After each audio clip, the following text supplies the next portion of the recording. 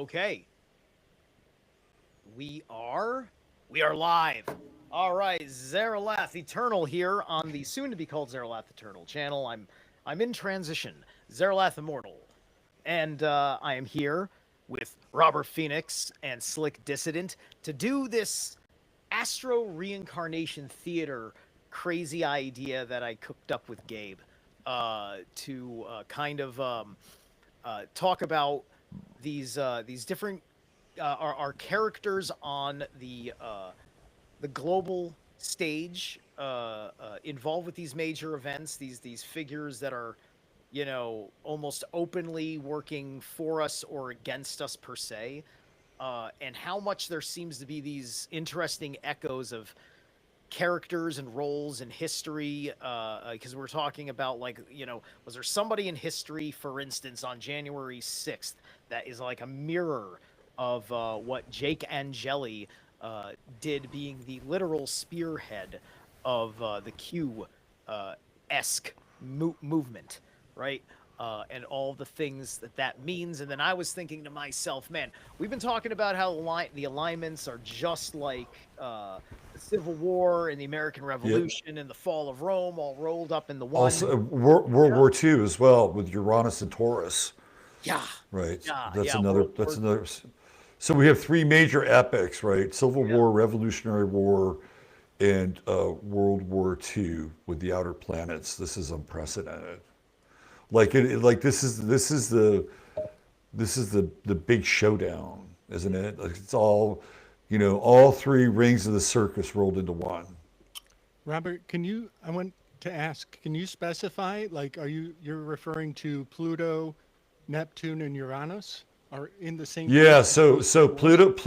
Pluto was in Aquarius when the American Revolution started, Right. right? Okay. Like so I mean, it makes, it's revolutionary, and Pluto's going to set the ground for that. So that's one era, right? So the Civil War is Neptune and Aries, and literally, the Civil War starts like the South does a blockade of Fort Sumter, and for whatever reason, the North gives up in one day, really, one day. And then that's at Neptune, Pisces 29. The next day, it's Neptune and Aries, and game on, right? Like, it's like, we got a war, Wow. fellas. And then in World War II, Uranus is in Taurus. And it's a very interesting time because everything is getting deconstructed. Right, that's what Uranus and Taurus is about. It's about deconstruction. Taurus is in its detriment in Uranus, so it's exalted in Scorpio. Right, so I believe, no, I take that back. It's in its fall. If it's exalted, it's in its fall. So this is exactly what happened in Europe and with Uranus and Taurus, the World War II theater, destruction, the redrawing of boundaries. There were countries now that there weren't there before. You have the Soviet Union and this massive land grab, right? It's major. It's really, really major. And so the echo of that is happening in Europe right now with Wow. the EU and Ukraine and Russia. And Ukraine is what, like a hop, skip, and a jump from Poland, where it all kicked off in World War II because of this bridge and the deal that was made by the Bolsheviks, by the way. The Bolsheviks made the deal with the Germans around Poland, right? Because the Bolsheviks had to get out of World War One. They knew, like, look, we got to get out of here because we gotta slaughter a bunch of people over here in Russia. And we can't waste a bunch of people. So yeah, I mean it's the same theater. It's the same transit, right? So now we I, have all three. We have World War II, Uranus and Taurus, Pluto and Aquarius, American Revolution, Neptune and Aries, the Civil War, three-ring circus, all rolled into one. check, check. Am I coming through, Yes. fellas? Yes. Yeah. Okay, sorry about that. My signal's a little sketch out in the boonies Yeah. here. Yeah. Robert, I want to reflect back what you just said from some of my discoveries around the Enneagram. Yeah. It's, you know, the Gurdjieffian Enneagram. Yeah. It actually has planetary associations, and and it depends on who you ask. If you go to one school, they kind of rearrange them. But the first image that I ever screenshotted of the planets of the Enneagram is the best one. It's the best one. It's and I share it on my channel pretty regularly, but the personalities of the planets really map out. But what's alarming to me, when you just stated about Uranus, Neptune, and Pluto, that blows my mind. Hold on. Okay, sorry guys. All right, you're still with us. I saw a little bit of lag, but you're probably going to be all right. Okay, all right. I just want to say those three planets that you were talking about, they fit into the 3, 6, and the 9 position of the Enneagram. Interesting. Which one is in which position? So Neptune is number 3. Okay. And Uranus is number 6, and Pluto is number 9. So interesting. A Neptune number 3 is an achiever with the shadow of deceit. It's also the muse of the sick, or muse sick. It's Euterpe is the muse of the sick. Over here, Uranus is always, because it's sexual, it's a 6 number. It's the personality type of loyalty with the shadow of doubt. There's always some invisibility going on with the number 6. There's some kind of camouflaging, obfuscation, stealth. There's something stealthy to the 6. And then Pluto is sloth, the personality of a balanced peacekeeper with the remedial virtue of diligence or stick-to-itiveness. So what you just said, it reads like prophecy in my ears. When you said that these 3 wars pop off with these planets in their placement right now, it totally reads like prophecy. That is heavy hitting. 369. CFR. 369. Yeah. 369 is a 369. Council of Foreign Relations. Council of the Round Table is a 369. Wow. Right. Isn't that what Tesla talks about too with 369? Yes. Yep. That's all over divine harmonics of numerology, including the 0. The 0 having its place. It's different because it's theoretically not a number, but it's needed in number. Right. Some would say in the Enneagram that the circle at large that brings the Ouroboros of the 1 to the 9, the snake eating its tail, that is the 0. Interesting. Did you ever run across Oscar Ichazo with the Enneagram? That's my primary. System. I'm actually more inclined towards Ichazo than Gurdjieff. And I want to say this too, Robert. Those 3 planets are sequential on the periodic table. It goes Neptunium, and then Uranium, Neptunium, and then Plutonium. Plutonium. That's 92, 93. 93 is a big number, and then 94 is plutonium. Interesting. Yeah. Wow. It all ties together. Fascinatingly, I had no idea that all of those wars resonate to the planets right now. That is next level. So I have an interesting Oscar Ichazo connection story. You want to hear it? Please, yes. Okay. So this is around 1988. And I'm at this house party in Berkeley. And it's like in a garage, and there's like a stereo, and these are adults, right? I'm 28 years old. And Michael Jackson starts playing. And the song is "You Want to Be Starting Something," right? And so I start dancing with this woman.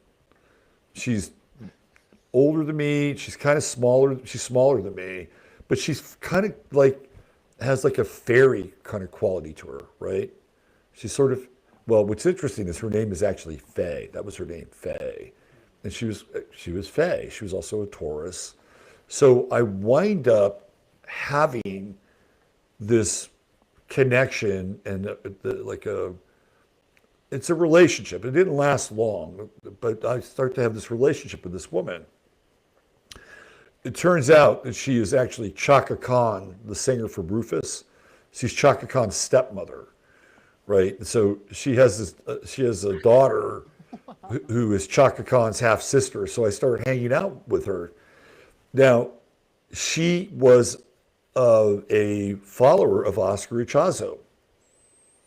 And so I started to, kind of get in. I didn't get into it intimately, right? But I started to, know that he was at Big Sur, Esalen, Enneagram. So I started to get into Oscar Ichazo world a little bit. So one day, I'm in San Francisco. It's during the same time we're hanging out. I'm in San Francisco, and there's this dude, and he's carrying this massage table up one of these very steep streets. I think it's not Mission, but the next one over. Oh, fuck. Anyway, she's carrying this massage table up this hill in San Francisco, and he's a big guy and he's sweating. I'm like, man, maybe I should offer him a ride with that massage table. So I did. I said, hey, do you need a lift with that or something? He said, oh man, that'd be so good. So he put the massage table in my trunk, and I drove him up the hill, and I drove him to his house. And he said, I'd like to pay you back. I'd like to give you a massage. I'm like, yeah, sure, no problem. So I made an appointment, show up next week. He's connected to Oscar Ichazo.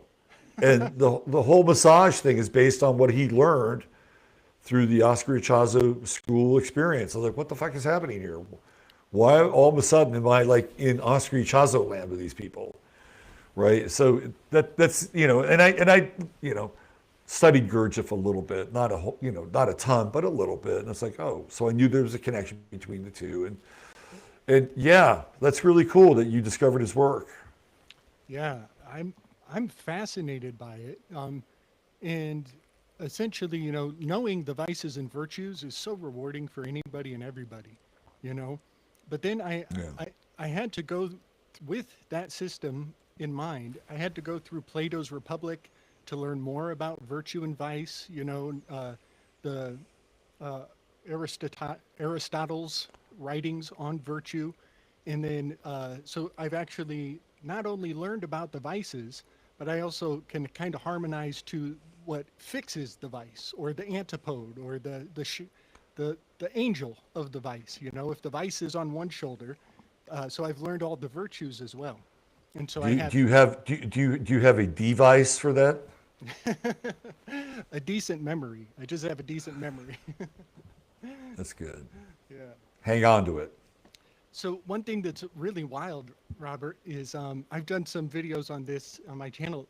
Oscar Ichazo has one particular self-portrait that he's wearing a black turtleneck, and he's kind of getting a little profile with the perfect lighting. It's a very classic image of him when he was younger. And he looks exactly like Ignatius Loyola. He looks exactly like Ignatius Loyola. And I would even take it as far as to say he's going out of his way to hail to Ignatius Loyola in that particular image. And he is a Jesuit as well. And he's a missionary too in his own right? Totally. Yeah. From down South America. Yeah. Yeah. But even the missionary of his system and Gurdjieff and the Enneagram, that's a whole mission unto itself. True. So true. Interesting. So what's going on, bare-chested runic genius? Your audio's not coming through. Whoops. Yeah. Oh, There sorry. you go. Yeah. Whole bunch. Real quick on a vanity note, 501 subscribers. I'm back in the 500 club. Wow. It's taken me 2 years to build this channel just to 500. Crazy. But anyway, I do what I do. I should have production, but I don't. I just have a chest. You have heart. You have heart. Tons of heart. Tons of In heart. droves. In droves. Oh my gosh. Yes. So yeah, one of the things that runs through my head with the concept of the fall of Rome, right? With this, I almost feel like we've kind of I heard that Rome was like a 500-year thing because it was about 250 years as a republic, and then when it had its Pluto return, it had 250 years till its next Pluto return when the empire fell. Does that make any sense, or am I high? No, I mean, I mean, if you're talking cycles, I mean, it makes sense. Are you including Byzantium, or is Byzantium a different discussion?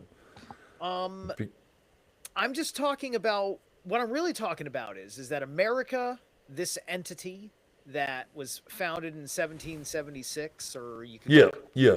traditionally with 1781 if you want, I suppose. But like, is it counting as the uh, as it being reformed into empire, and it's not about an empire falling? Is that possible? Because there's just been so much anxiety going about, and that's just the one thing that's running through my mind is that Imperial Rome is different than Republican Rome. Yeah, yeah, that's true. That's true. I mean, I do feel like Trump is the new Caesar. Mm, And if you go back to the inauguration, the sun was conjunct Pluto, and Pluto was at 1 degree Aquarius. It's a very powerful moment astrologically. I mean, this is a man taking oath of office under a Sun Pluto conjunction Aquarius. Never happened before. Like it's never happened before. yeah. So It's this is also never happened that there was no Bible sworn upon. I mean, the Bible was well. I mean, there was a Bible little there. there was a little hinky jinky with Obama, right? Yeah. Well, there's the well, no, there's the flub, but he had his hand on some agreed upon book or stack of Some agreed upon book, but right. All that was there. that There was a flub of language that right, was and then they took it back to the champagne room, right? That's what happened. right. Because with this one, there was no issue. Nobody said, "Oh, we got to redo that." But John Roberts started the ritual before Melania was in place with the scriptures agreed upon, and Trump never raised his hand to touch those books. And those are big pictures you could look at. That's because Trump is Jewish. Hmm. Boom. Hmm. Boom. Yeah, man. Interesting. You Yeah. know, Trump converted the rumors he converted to Judaism in 2017. So are we wow. talking? Well, this would have to be different then, right? Because every president has for a long time has always in one way, shape, or form had to honor Israel. No, this is different. This is through Ivanka and Chabad, Mm, and he's gone to Schneerson's grave on multiple occasions. We know he's been to the wall multiple occasions, and right. it was through Ivanka. Ivanka basically convinced him. This is like Rick Wiles has talked about this. A number of people have talked about it. So there's a reason why Trump wouldn't put his hand on the Bible. He's not a Christian. He's a converted Jew. Gotcha. You know, Gotcha. one of the definitions of a trump is a Jew harp. It's Yeah. Oh yeah, that makes sense. Mm, mm. Yep, Yeah. that makes sense. Yep. So yeah, that is very interesting. Yeah. So, and I guess he may be a Jew, but he sorry could about have that. sworn on the Torah. He could have sworn on the Torah. But that'd be too obvious though, now, wouldn't it? I It's mean, like, I think his constituents. I think at that point his constituents wouldn't be bothered by it, and like what are his, you know, like there's so many things to doubt about him anyway. It's just like this gesture, right? And like why did this? What makes this different, than anybody? Like because others have been they've all been friends of the Jews, right? They've all been friends of these of the Khazarian mafia bloodline, which because this is not an anti-Semitic hour, folks. All right, we're talking about very particular things, and all the Jewish people are as wonderful as you are, and you might be a piece of shit. I don't know. I'm not judging. Right? So You may as well cover the spectrum. but we'll cover the spectrum and understand that, you know, I'm speaking for all decent fucking human beings. So yeah, so what makes this different than like when, you know, because Barack Obama's been to the wall, George Bush, I think Biden was too brain damaged to go to the wall, I suppose. The long story short is that like, what is this kind of like with the Pope? Like the Jesuits have always been running Rome, but they never put their own man in, and like this is like the same thing. The Jews have always been running the White House, and they never had to put their own man in before. Is that what we're looking at here? Maybe. I mean, I'm just trying to think of historically the presidents, the major presidents of the 20th century. So Harry S. Truman, who is the 33rd president and was also a 33rd degree Mason, was essentially promoted by the Jewish community. I believe it's Omaha, which is where he's from. He was a haberdasher. That is traditionally a very Jewish occupation. So Truman is the president that recognizes Israel. Like 1948, he rubber stamps it, right? Boom, done. Wow. So he, in my mind, is the first president that kind of ascends to power through the influence of Jewish Zionist power brokers, to the point where he's holding up a frickin' newspaper where it says Dewey wins. Well, like, Right. remember that? Like, so Right. no, Dewey didn't win. So Truman he's I think he's really the first kind of chapter in the story that we're talking about, like in the modern sense.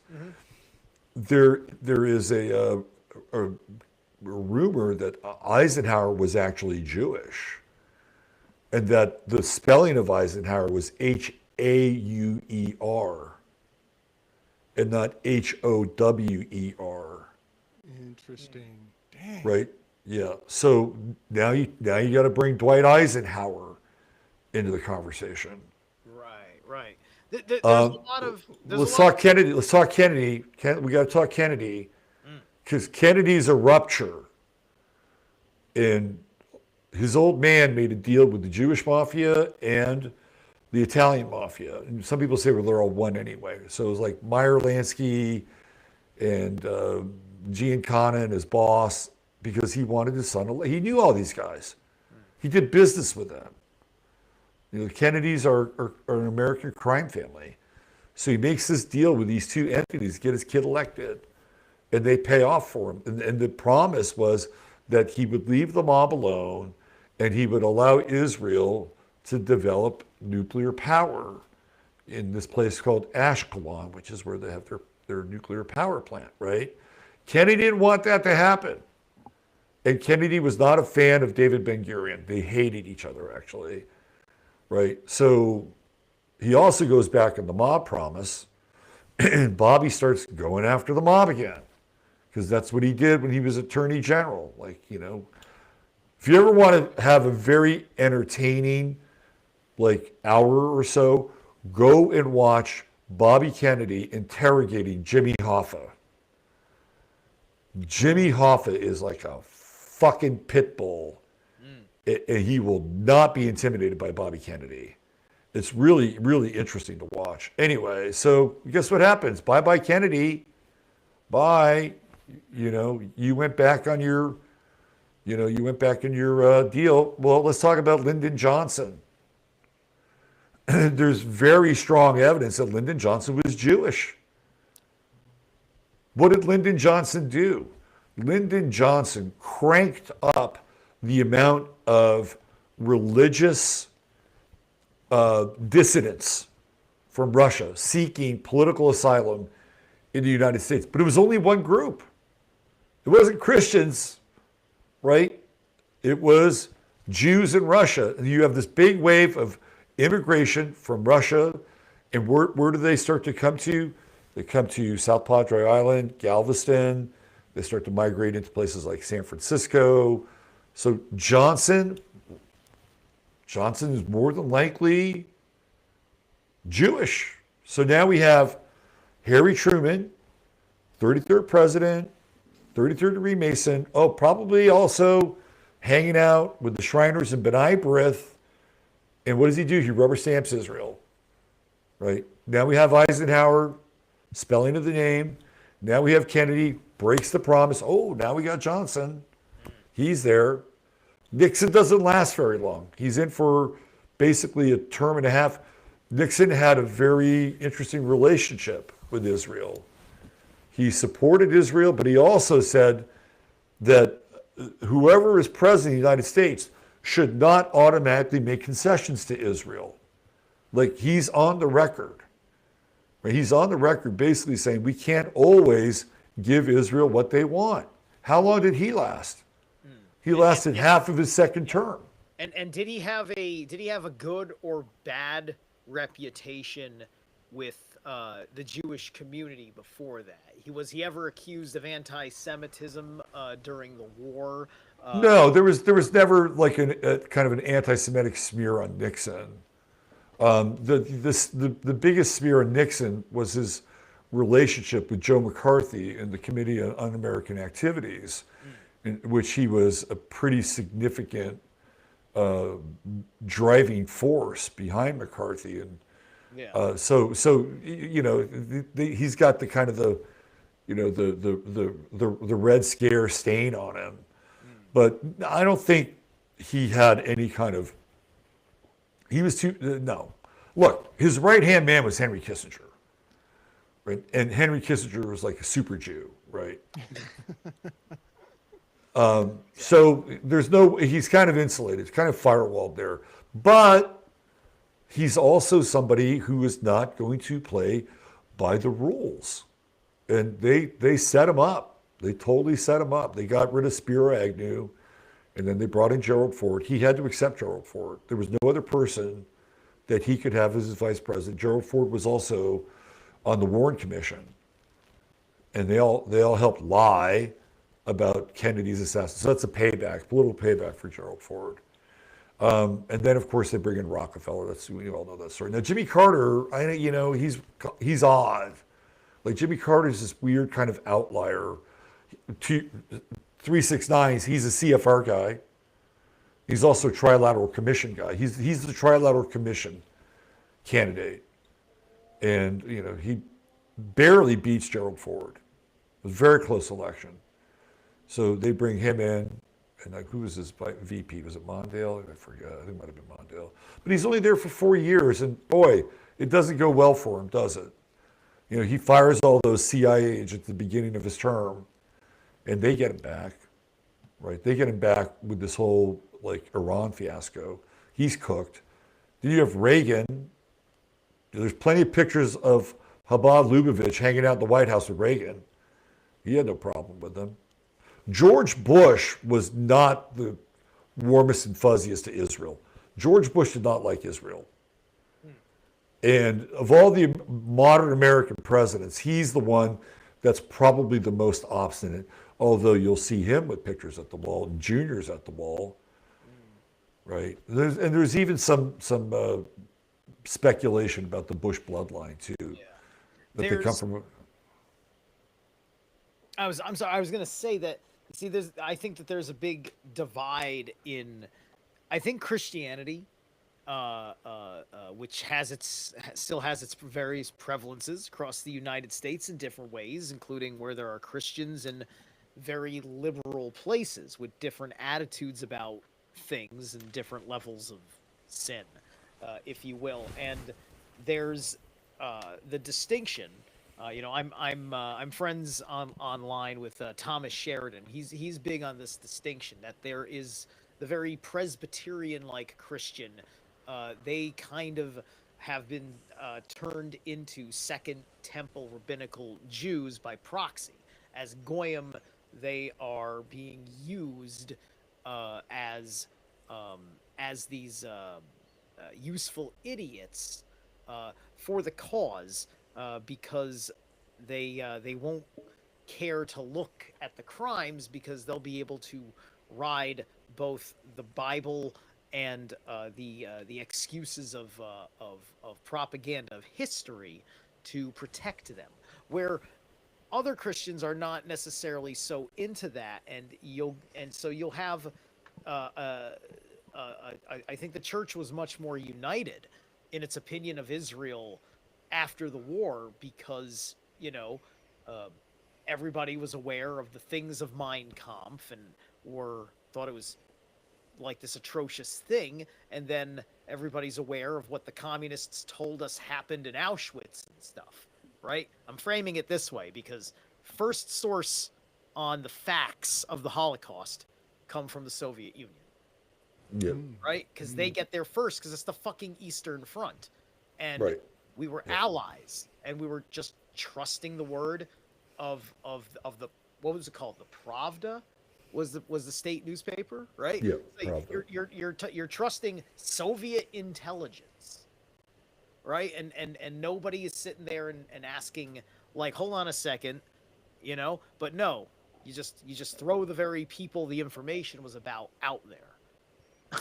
That's a great point. Yeah, Like because who's controlling the story, Yes. right? Like and who's like building monuments to the narrative, and there's a lot of evidence that there was some manufacturing going on after the war to make certain places look a certain way, right? So E. Michael Jones, by the way, is the person. If you ever want to learn about what really happened after World War II, E. Michael Jones has it down. He'll tell you everything.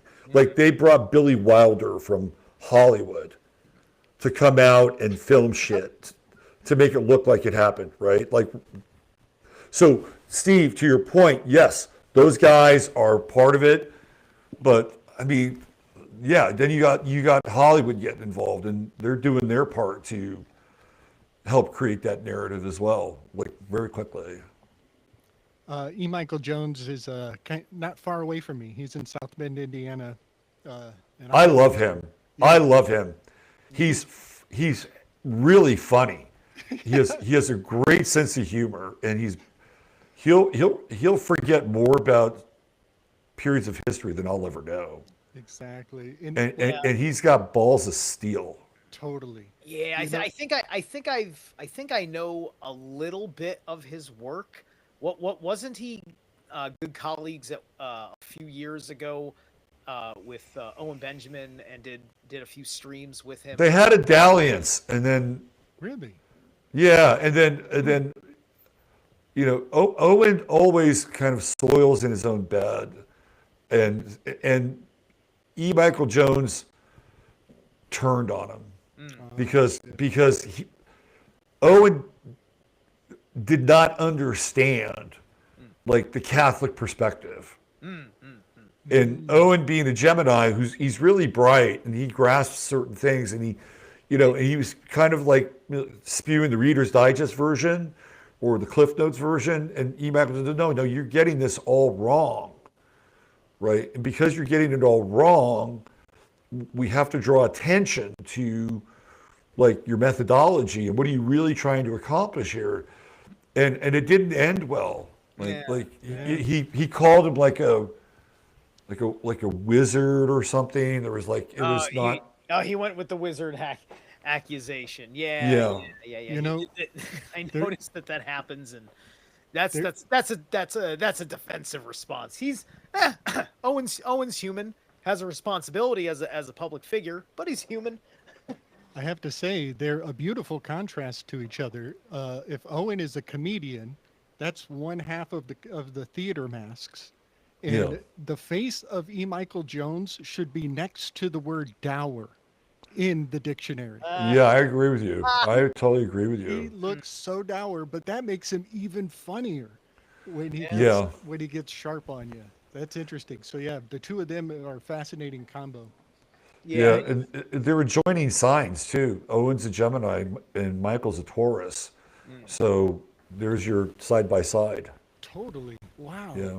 That does. That hits a punch. Yeah. Zerilath, I want to share. I want to throw in also because I've had, at least in the past, Corbett report.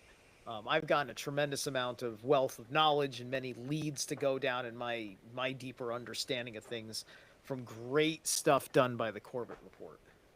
Yeah, James Corbin is like the modern day Hierophant up there in Japan. Yeah, of our community at least. Um, Zerilath, can you share a graphic that I just sent you, the most Yes. recent one with Donald Trump? I want to share this with Robert. All right. You want? Yeah. Okay. Yep. And this is going to jump us a little bit back in the conversation, Robert, where you mentioned that Truman was the first president to acknowledge, to recognize, is it real? Right. And this graphic actually was, I put this together when the Super Bowl happened. And Trumpster went down over the Gulf and gave it its new name officially. And then he lands at the Super Dome. And when he gets off of his chariot, there is an interesting pattern on the aircraft. It's got that water splashing in the background. And he's waving his hands around in New Orleans. And the two tarot cards in my territories map for New Orleans are Priestess and Devil card. And it's just so fascinating because I had already speculated that this was a reenactment of the Truman Show when this happens. And the word Truman Show, if you plug in a PhD into the phrase Truman Show, you get Trump hands how. He's a hand talker. He's got the gesticulation of rhetoric. He's Yeah. mastered the gesticulation of rhetoric. And actually, who's the governor of Florida? Ron DeSantis. DeSantis, yeah. And DeSantis has picked up that emulation of gesticulation that Trump does, and he does the exact same sign language up on the stage.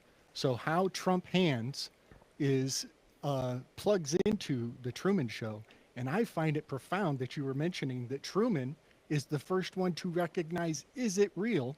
Because Truman in the Truman Show goes to the Grand Dome, the Caesar state, the Caesar Dome, right? Cancer represents Caesar, and he feels the wall. He actually puts his hands on the wall, and he goes and he's asking himself, "Is it real?" At the firmament's edge.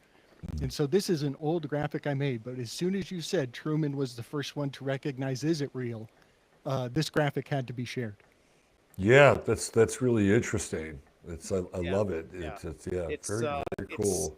it's the weaving of their ontological understanding of things, which builds their Dasein. People that follow my channel will understand where I've been studying a great deal on psychology and therapy, philosophy, and Martin Heidegger's being in time, and Dasein being your experience of reality, right?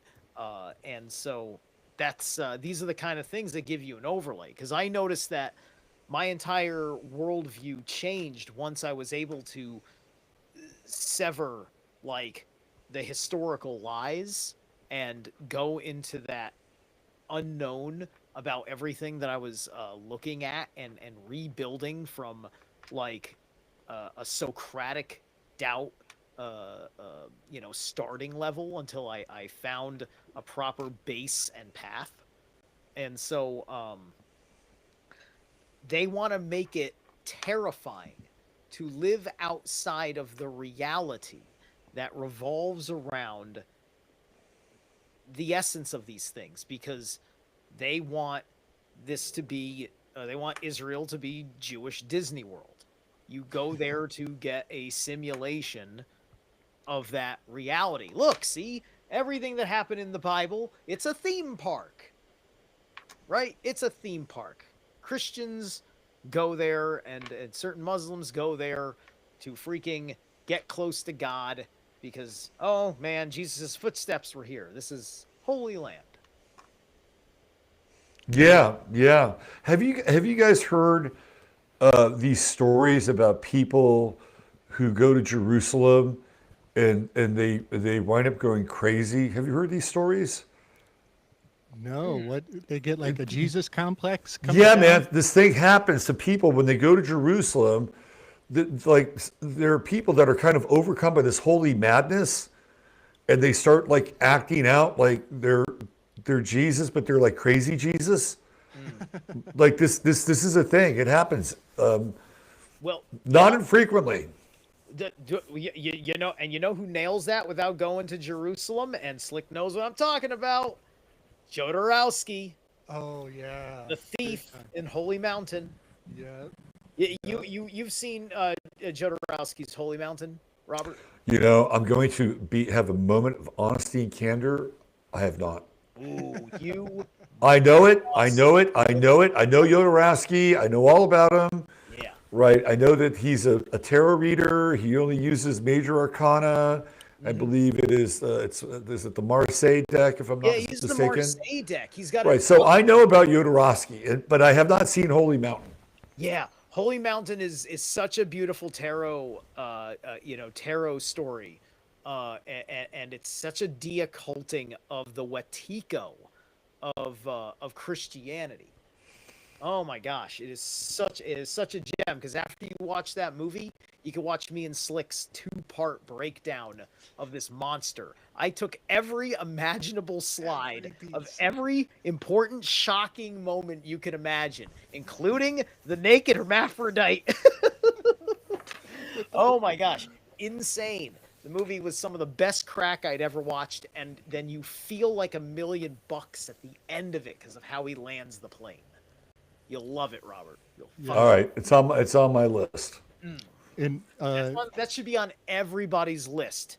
yeah. Watch that, right? If you want to understand Christian Wetiko, you're going to want to understand that. And I think America does the same thing, right?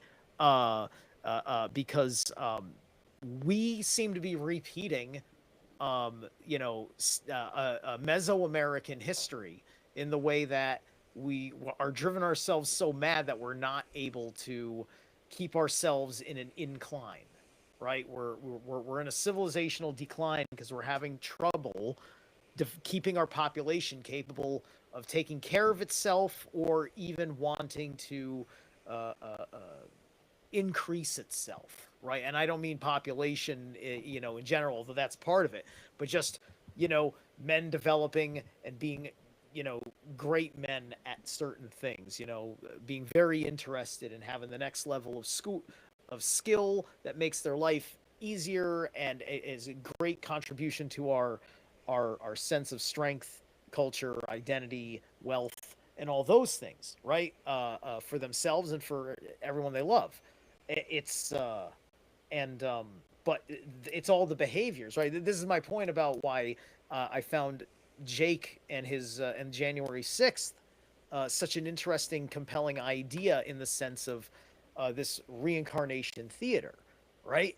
Like, because I suspect that there was a time somebody, Mayans, Aztecs, whichever civilization at a certain point in the long period of decline, where they had a guy who was in a bastardization of his ancestors' traditions, who was doing something because he intuitively thought something was wrong and got passionately radicalized or whatnot. Except I think maybe in the past this might have been a person whose heart would have been torn out for the war god.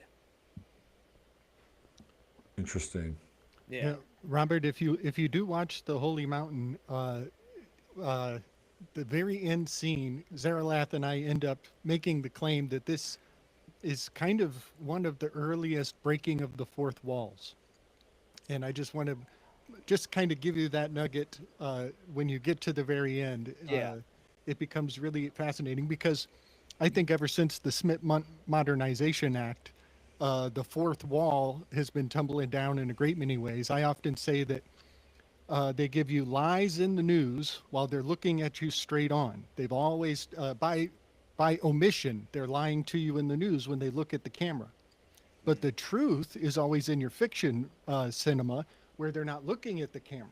The truth is depicted where between two actors on the stage, and that has kind of flipped in a fascinating way, because now in fiction, in cinema, they're actually saying the truth, and they're even looking at the camera when they say it.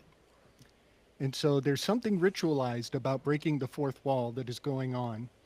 And I think it's really profound that the generations for so many ages have been conditioned to expect low calorie information or lies when people are looking at them. And only now have we kind of broken that tradition where this fourth wall is tumbling down, and now the cinema is actually saying a lot of candid things looking directly at the camera. Interesting. Well, yeah. Are you saying that cinema in general is saying that, or just like movies where the fourth wall is broken, like Ferris Bueller's Day Off? Which one are you referring to? That's a great question. I would say Ferris Bueller is a great example. It really is. I Yeah. guess because when the characters in cinema actually speak to the audience, they're playing the role of the chorus, like from the Greek theater. They're actually, communicating directly to you. That's a good question. Uh, It's also, isn't it kind of a flip on the attitude of like the film noir monologue? yeah, Like when you watch these movies, the main character through their thoughts is talking to you, where he's just like, and how do you ask I got myself in this situation, with all the late nights and the cups of coffee and and he's going on with this whole like thing about like the serious guy in the shit that he wants to be in, right? Which is the cool stuff about the noir aesthetic. However, this one is doing it in such a different way because it's breaking the fourth wall in an in a world that's more fantasy like. Like, look at the Deadpool trilogy, right? Where they right. finally got a character who half of his superpowers is based on the fact that he talks to the person reading the comic book, right? Right. In complete self-awareness, or he will reference the very person drawing his ass in real time. It like they went overboard with it, and that's why they waited so long, because there is something going on in the public psyche that brought us to a point where storytelling was like this. Just like we had so many fucking clones of the Matrix, it wasn't just that they fucked over Tom Althouse, ripped his fucking story apart, and spread it across the Wachowskis' ass for Fox, or vice versa. Um, but it's also that the public was hungry for this kind of level of, can movies really like make me think better? Can it really inspire me to practically get superpowers or something, right?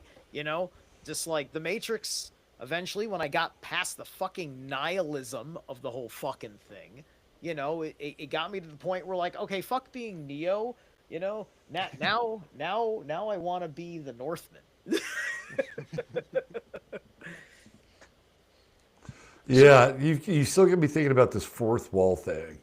Hmm. And I'm just going through my brain and trying to reassemble fourth wall movies where the fourth wall is broken. And so there's one director in particular who does it all the time. And I don't know if he still does it. I'm not even sure if he's really making movies now. But Spike Lee used to break the fourth wall all the time with whatchamacallit, School Days. He does it in School Days, Uh-huh. and then he does it in Do the Right Thing, right? That's very, it's like, it's part of his, like, his signature, his creative signature.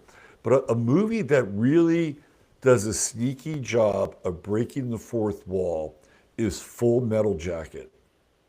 Whoa. really? Yes, and Ah, it's at the beginning where they're doing the profiles on the guys, Yeah. right? And they're talking into the camera, right? They're kind of breaking the fourth wall in a very kind of Kubrickian sort of way, right? They're in script, and it's part of this thing that they're doing, but they're talking right at you, right? And so to me, it's like an interesting kind of hybrid of that. Since we're on the subject of movies, and Gene Hackman just passed away, right? Yeah. Oh, man, yeah. here we go. Gene Hackman. Now, I have heard that Gene Hackman lived in a somewhat close proximity to the Epstein Ranch in New Mexico. Have you guys heard this? No, do tell. That is fascinating. Now, again, this is kind of running a bit off of hearsay, right? But Hackman was living in New Mexico, and the Epstein Ranch. That's where they had all the genetic experiments. That's where they were in the lab. That's where they were hacking man's genes. Man alive. The sun was in my territories map. The sun was basically in Arizona when it happened. I got another film based on your line of thought about Full Metal Jacket. This one popped into my head, which also works for gene splicing story. District 9. The first act, the first third of District 9 is news documentary style. So Shelto Copley, one of the best fucking actors I've ever seen, this South African awesome dude. He's talking to the camera itself because he's doing a news report that you're watching on the film screen. So he's talking to you as a reporter, he's an agent on camera, sort of, because he's filming for whatever he's doing. It's been a while since I watched the movie. The details escape me, but that was part of kind of its raw visceral realism, right? Especially with the way they shot the UFO. They use this very similar technology to how professionals were having fun making fake UFO stuff on YouTube that you would find out there, and then somebody would be like, "Oh man, look at this UFO that they found over Mexico City last year." Well, it's just and then you look real hard, you can't find the details of it, and it's just it's some really clever CGI, right? So this movie went with that style because it has that uncanny valleyness to it, and they open it up with this with this documentary style before it goes full blown Hollywood. So that puts you way more in the film. Yeah. It's a great storytelling device for sure, and then it takes you in a completely different direction, and now you're in the fiction, right? Yeah, and in that movie, he turns into one of the aliens because he gets infected with some biochemical fuel that they use, right? Yeah. So now his genes are spliced, and that makes him the secret weapon because he's a human-alien hybrid that can use their technology because it's genetically coded. Right, and the mafia boss wants to eat him because he believes by eating him he'll get his powers. Yeah, which is what they do to albinos for real in Africa. Right. This is another movie, I've seen part of it, but it almost felt like, okay, this is meta for apartheid. Yeah, big right? time. Yeah. This is meta for apartheid. And it's like, okay, can I accept that? It's meta for apartheid. Can I accept it as a movie based on that? Yeah, I guess so. Right. It's intense. Yeah. It also presages eat the bugs. Yeah. Because he's turning into a bug alien and they want to eat him. Right. One more comment regarding this graphic in particular. I just want to point at I have a printout of all of the official presidential images. Mm-hmm. It's tiny. It's teeny tiny. But I just want to point that I think Truman is the only president wearing glass picture. The only one wearing glasses in this picture? Not even Teddy Roosevelt with his famous... Sorry. Well, no, let me look. No, I think... let me find Roosevelt. Teddy Roosevelt was vain. If he was going to take a picture, it'd be without glasses. You're right. You're totally right. But okay. But Teddy's glasses were famous because they caught a bullet. Didn't Teddy somebody tried to shoot him, and the bullet got caught in his glasses case in his vest pocket, and then he Oh, is that walks his in. glasses case? Is that what it was? Yeah, I he knew has. that something blocked it by divine providence. Yeah. Yeah, so he took a shot, but then he went and gave the speech anyways. Right. Yeah. Then he went to the hospital because he definitely was bleeding. Right, and then one more point here is, so Truman is the only president in his official image with glasses, and then before him was Roosevelt, and Roosevelt is the first president to start to smile in the official images. And so all the presidents are all straight-faced, serious, stoic. And Roosevelt's the first one to smile, and almost everybody else smiles except for Johnson and Ford. But everybody else after Roosevelt is smiling in their official pictures. And then, Robert, I feel like you said something about the time in history when the president stopped wearing hats. Is that was that you that mentioned the? No. It wasn't me, but I think it's an interesting notice. Yeah. Yeah, so we'd have to get like the last president that wore a hat. Iconically. It's got to be pre-Coolidge, because Coolidge didn't wear hats. Okay. Coolidge was very simple. That was part of Okay. his E. Michael Jones charm. Right. I'm just trying to figure out. Certainly had to be after Lincoln, Yeah, totally. because you don't go Lincoln and not think. Grant wore a hat. Okay. Grant wore a hat, and I'm betting Taft probably wore a hat, Yeah. and maybe Harding, but I remember seeing pictures of Taft wearing a hat. So it's got to be pre-Coolidge. Yeah. Yeah. So we're talking somewhere in the teens. I believe. By the way, just to go back to the smiles real quick. I believe Trump, his 45 was smiling, and his 47 is much like his mugshot. Yeah, he went for the mugshot pose. Yeah, but then again, everybody really fucking wanted him to. At that He went full gangster. Yeah, because this is political revenge porn of epic proportions we're living in right now. He had to keep the hip hop homies happy. I know. The fact that he put his fucking mugshot in the Oval Office, it's just the ultimate. It's just the ultimate. You have nothing to fucking say to me, and I'm gonna own this all the way home. Right. This is my street cred. Yeah. So I'm pretty sure it was 3/18 is the anniversary from when he made the claim that they're going to arrest me. A few years back, I think that was maybe 2 years back, where he's like, they're coming to arrest me in the next couple of days, and everybody goes bonkers. But we're pretty much on that anniversary here this week. Interesting. Yeah.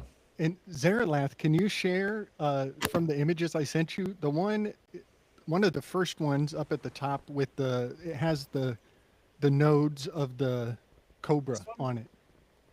No, not this one. Not that one. It's earlier in the series.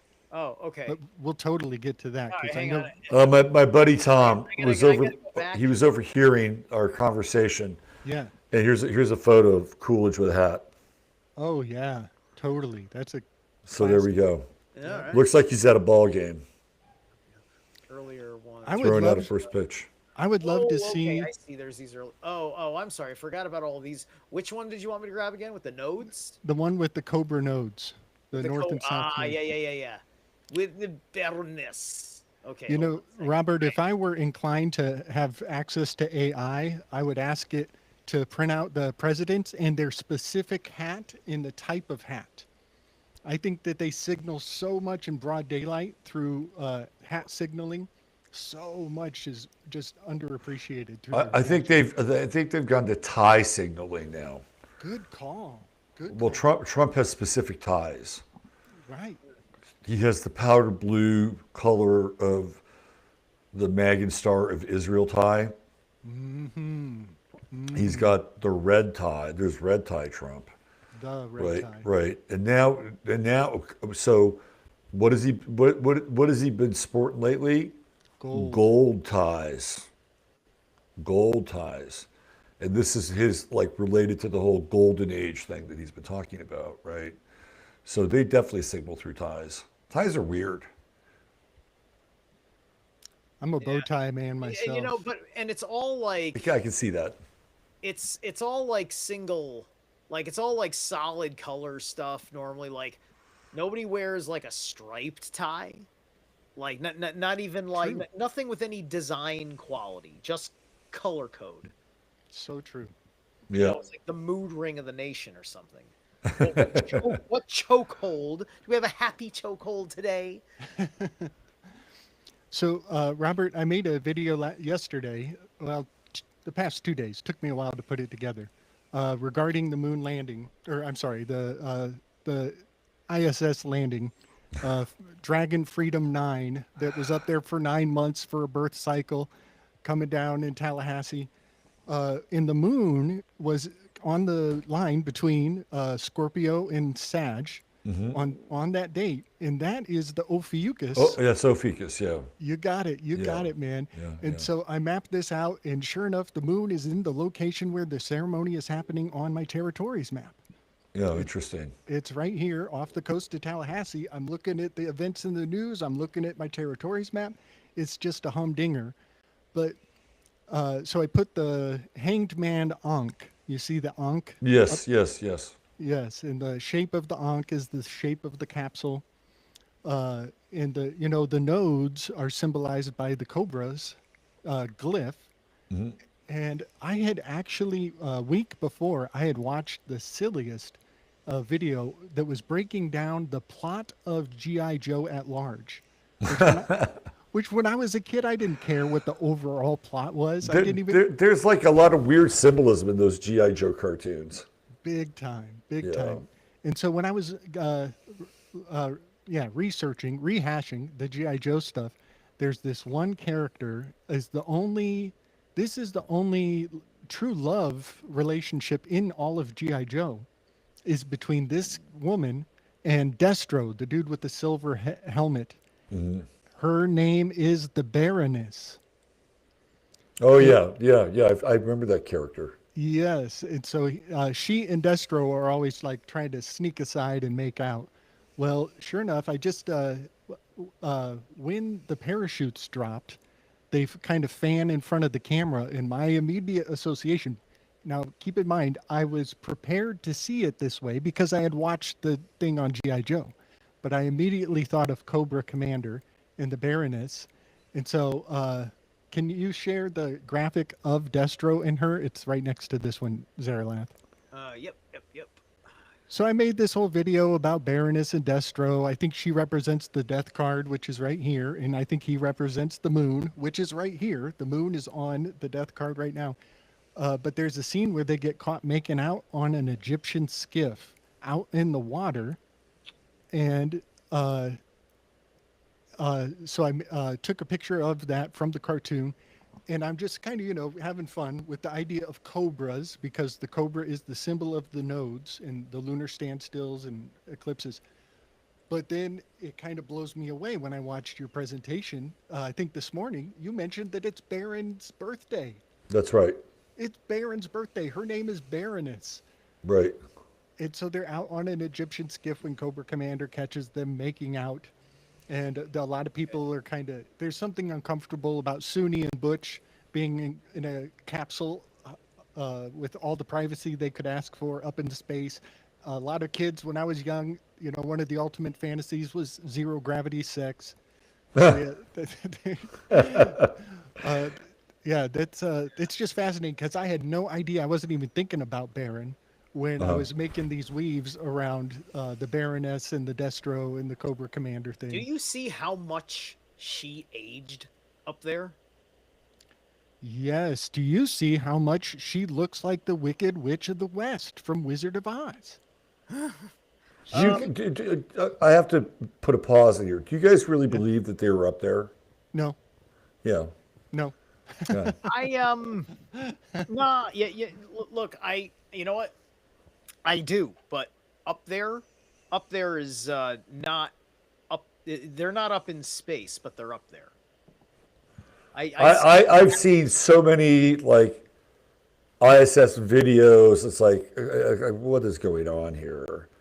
Zerilath, I Zerilath, do you believe that they're on wires? Do you think that they're using no. I props to believe that they're float? on wires. I don't believe that they've actually escaped gravity. I'm saying that they're up there. Okay. But I am saying that they're up there. But you see, they're like in a high Earth orbit situation, and we have an imagination of how far we can actually go, and it's just a human-occupied satelloon. I love that word. It's Sataloon. yeah, It derails every conversation every time you say it. yeah. And this right here, okay, the only reason why this would be happening with an Egyptian skid, I'm looking at where the kiss is happening. So this is probably Serpentor's boat. So this is Whoa. so this would have happened in the season after the GI Joe movie, Wow. right? Bro, So you know your they're stuff. making out on the Emperor's throne. Okay. Can you make me big, Zerilath? I want to show off for Robert. You're not big already with me just with my shirt off. Sorry. So what's kind of fascinating, Robert, about this capsule landing is the anatomical perfection of the ritual. This is Ophiuchus in the shape of the capsule. This is Serpens caput and Serpens coda that actually belongs on top of it. You know, it actually should be attached to this.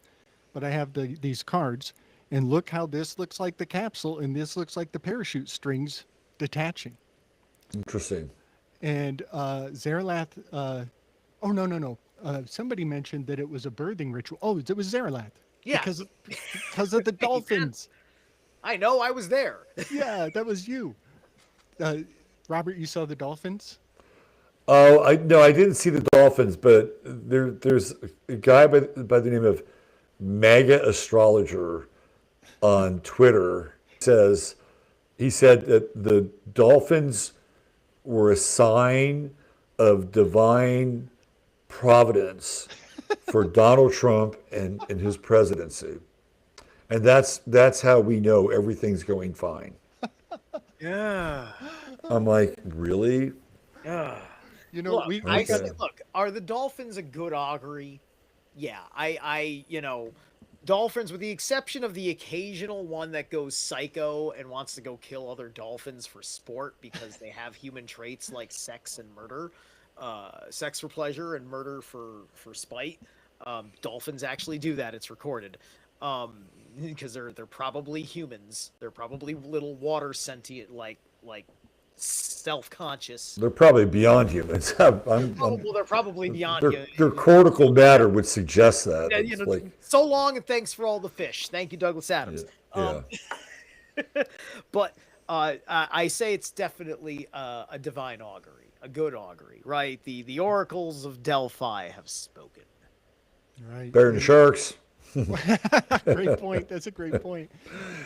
Yes. We got a buddy named Donut who's obsessed with Illuminati dolphins. So I could expect videos for months from him regarding the dolphins. Yep. Illuminati dolphins. Yep. Yeah. By the way, I wanted to make a mention from some time back. I saw him say hi once, but Symbolic Studies had popped in and said hi somewhere earlier, and then we were too much in a flow state for me to make another little interruption. So I just wanted to give Mario a shout out. Cool. Excellent. He's gonna be here at 7 p.m. on Monday to do his polar symbolism spiel, and he's gonna have the benefit of me being one of the few Norse guys who still a whole lot for me to learn, as well as a whole lot to be discovered in northern in my ancestral symbolism in the first place. But I'm going to talk about some of the Norse and Germanic correlations I've learned about the northern sky clock and the pole symbolism to add unto it. So shout out to Mario Garza, Symbolic Studies, and and say hi if you're still here. Yeah, man. Big Love Mario. Love Mario. Love his work. Super cool guy.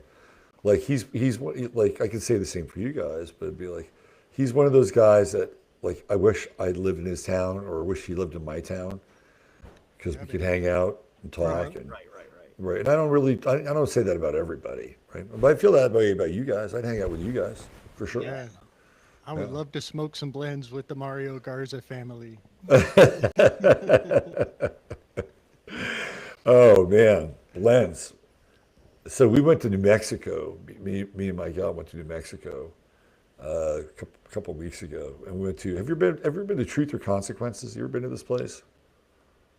No, I don't think so. It's a very odd town. It used to be called Hot Springs, New Mexico, but there was a game show a long time ago called Truth or Consequences, and they had this contest, and they said if there was a town in America that would change their name of their town to Truth or Consequences, we'll pay them $10,000. So Hot Springs, New Mexico did it. So that's their name, Truth or Consequences, and it's right on whatchamacallit, the Rio Grande. It's right on the Rio Grande. So the Rio Grande kind of runs through town. And they have hot springs there, and they're all over. There are all these places that are little motels, and they have like a resort, the River Bend Inn, and they have like these cabanas that are like hot springs, look over the river. It's a funky little town. Like the only thing that goes on there is like think hot springs and dispensaries. Like so Texans go there for hot springs and dispensaries. And that's what our vacation, our little getaway was. And it was really, really fascinating. We wound up going to this place called Silver City. And I had this, is it okay if I talk about this? It's nothing major, but it's kind of anecdotal. So I decided I wanted to rent this Jeep when we rented the car. It was like $13 more. But that wasn't like a desert Jeep. It was kind of like a extended sort of, I don't know, yuppie Jeep, but big. I'm like, okay, now we got to go somewhere. So we went to this place called Silver City, and I wanted to go there. You'll like this, Slick, because there was a restaurant there called Mix 33. Oh yeah. And like, I got to go to Mix 33. And when I read about it, it's like, it's really hard to find. You've got, it's like, oh my God, not only is it Mix 33, but you got to work to get there. I got to go to this place. And the food sounded really good. So we took off on this road, basically 85 miles away. And nobody's on this road. It's not a free, it's a 2-lane road. And eventually we start to get to what they call the Black Mountain Pass. And this is national forest land. We climbed 6,500 feet, and it's freaking snowing, right? It's like we're now all of a sudden we're in Alpine, New Mexico, and then we dropped down and we got into this. We found this place, Mix 33, and it was super cool. It was almost like they were expecting us, right? They said, "Oh, would you like this table?" And it was like the mob table. It was a round booth, semicircle booth.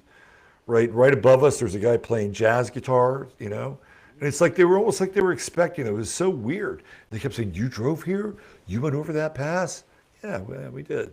Oh, so anyway, this is what Texans do when they go to New Mexico and go on a hot spring and dispensary vacation. They seek out Mix 33. I'm assuming that's the last or one of your favorite places where you smoked blends. I don't do the blends. Okay. I don't do the smoke. Let's put it that way. Okay. All right. Yeah. So we're talking about ingestibles. Nice. So yeah, Nice. that definitely it works. So no, I can't. I actually I went to the hospital the last time I was in like a hospital situation. I think it was around 2017. And I had this massive high blood pressure thing going on. I had to go to the hospital, and they went in there and they did this chest X-ray, and I had a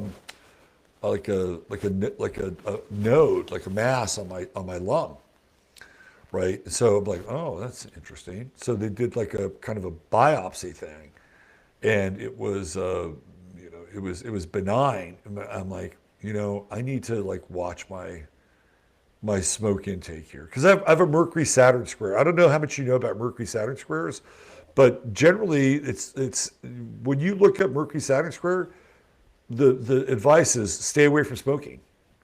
Wow. It's an infliction of the lungs. Totally. Wow. That Yeah, makes fascinating sense. yeah, yeah. So that's why I don't do that. Very cool. Yeah. So, Zerilath, to maybe just to share a little more on that dolphin weave, can you pull up Yeah. that? I finally grabbed everything, so Okay. we can Nice. go through everything that you sent me. So let me reopen the If you can pull photo up the gallery. one with the anchor and the dolphins. The one with the anchor and the dolphins. Okay. So there, there is a Dolphinus constellation. It's Yes. a minor deacon of Capricorn, and James Valiant is a very fascinating researcher. He's done a lot of work on This Ayn one? Rand. He's a huge Ayn Randian, and this is one of his books, uh, Creating Christ, how Roman emperors invented Christianity. Now, keep that context in mind. Like we were just saying, that, Chumpster's pretty much going to be the new emperor. He's the new Caesar, so to say. And James Valiant has kind of found a very unique history of this icon of the anchor and two dolphins. And it all hails to the Flavian family dynasty. The Flavians seem to have been in power and underrepresented historically, almost like they were kept off the radar on purpose for only those in the know. And so, whenever I think of Dolphinus, and even Benjamin Franklin, some of his family heraldry has the dolphin on it, the Order of the Dolphin throughout the secret societies. But the anchor is important as well, because they're actually accusing each other on the theater of war of using dragged anchors to cut the cables. They're cutting communication cables by dropping anchors and severing the lines. I don't necessarily believe that, but it is a fascinating, uh, little factoid floating in the zeitgeist right now. Um, I'm looking here. Let me see if I can read what this thing says. Yeah. It gets a little convoluted when you blow it up, but I can't read it too small. Uh, so Delphinus is Hmm. associated with two stories from Greek mythology. According to myth, the first Greek god Poseidon wanted to marry. Is that say? Does that say?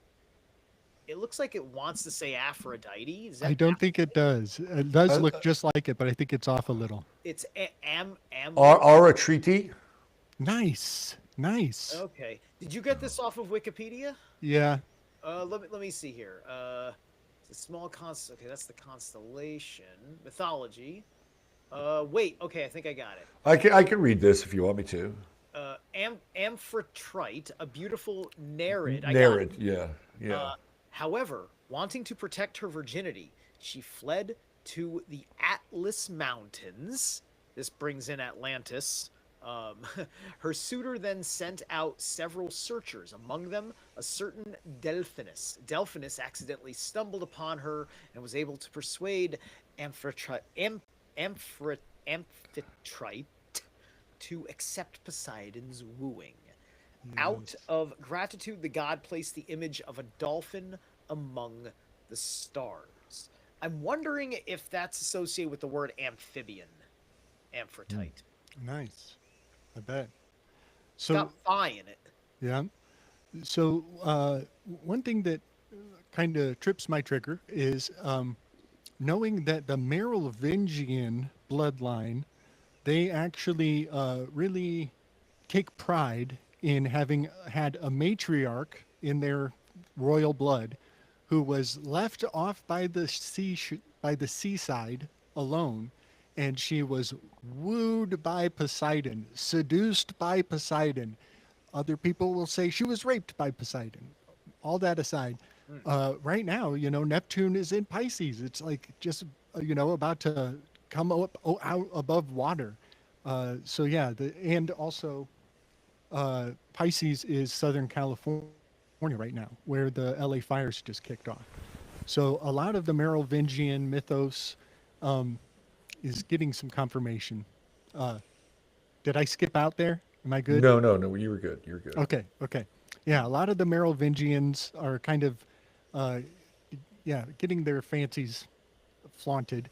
But I just love pointing out Merovingians, Marvel Avengers, right? All of this cinematic military-industrial complex propaganda has a lot of consistency. But I just thought I would share this. Yeah. Have you guys heard this story about this? It looks like a massive ship that's underwater off the coast of Florida. Have you heard this? No, is that a recent? It's recent. So Yeah. Like, we're talking about like an old ship, or well, okay, that's a really good question because apparently this thing is massive and it's sending out signals. Damn. And supposedly there are these, how would you describe them? Like firelights that are coming out of the ocean.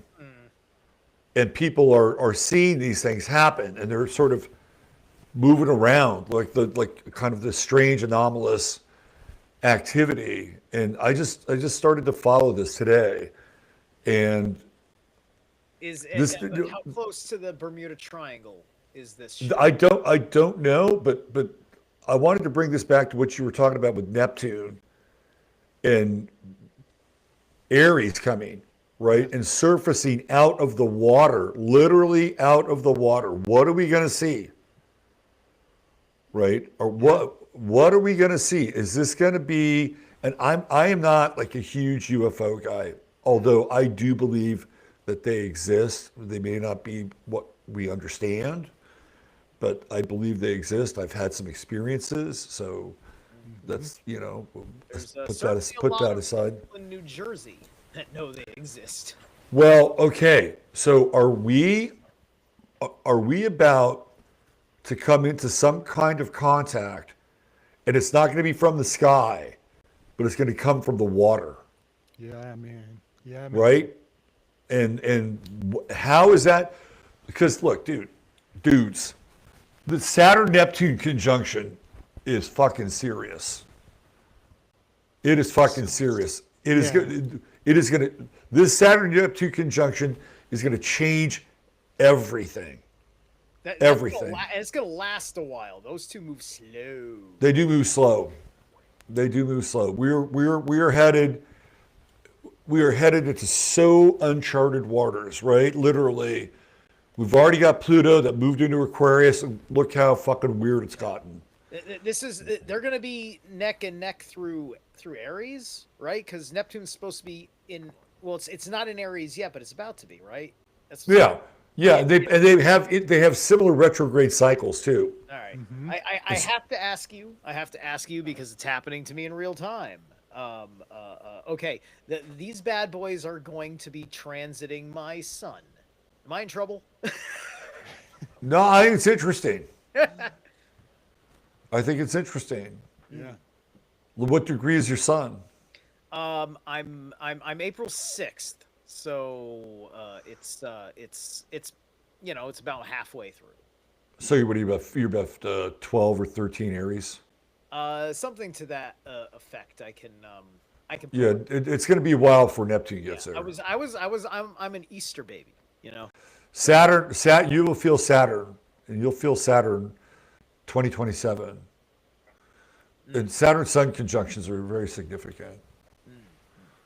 Yeah, because what it does is it caps the 28 and a half year cycle of activity that you've been involved in. Like, it's sort of like part of the old Steve dies, right? Like, that's what Saturn does. All right. Yeah, Well, that's what Saturn brings.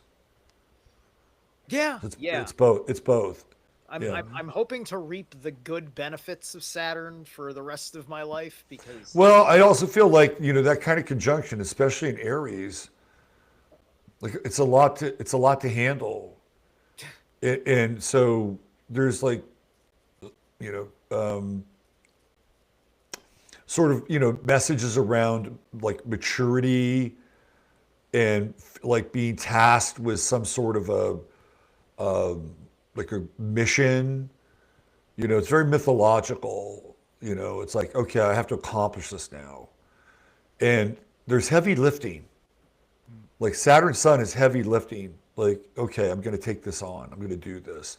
This is now going to become part of my new identity for the next 28 and a half years. And in Aries, I think it's very significant. So congratulations. You know what I recommend, Zerilath?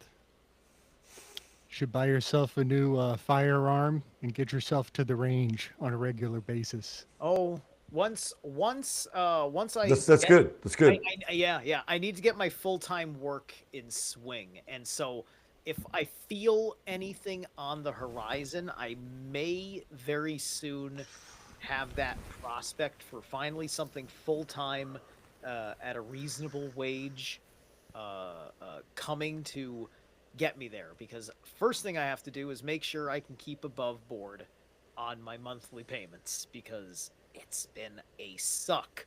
And then I got to keep up my macros, so I got to buy lots and lots of beef. Yeah, yeah. So, Saturn on the Sun for men is at a certain age is the beginning of the great work. It's the taking on of the great work. So that's what's going to happen. The next 30 years of your life will be dedicated to whatever it is you initiate during that Saturn Sun conjunction. Well, I'm well placed. I'm well placed for it with the preparations I've been going through for many years now. It But- does bring some limitation. Like Saturn brings limitation, and you learn to work with limit. It's like strength through limitation. Zerilath, can you pull up the graphic I sent that has Saturn on it while we're talking about this? Yeah, did you just send a new one? It's in the it's in the bundle I sent in the telly the Yep. first time. Yep. Let me reshare this. Orson Welles once said the enemy of art is the lack of limitation.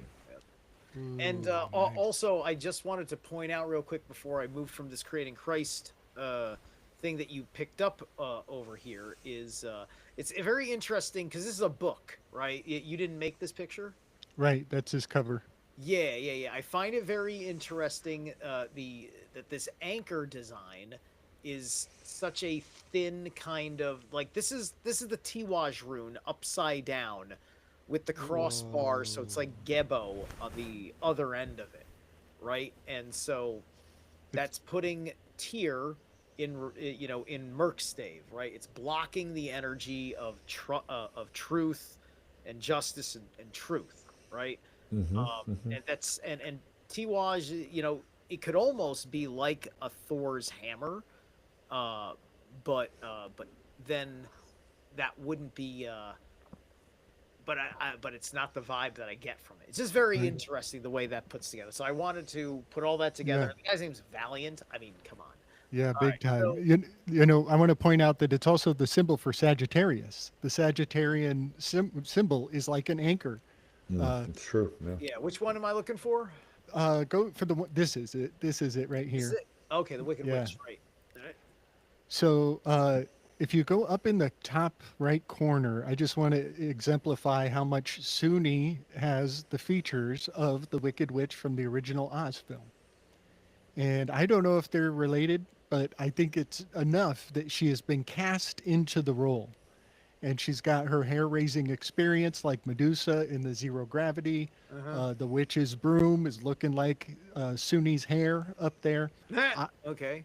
ISS is the most simple of gematria for 911. So I just wanted to correspond her likeness to the original Wicked Witch. I think that's Margaret Hamilton. I think that's what her name is. Nice. Thank you. Yeah.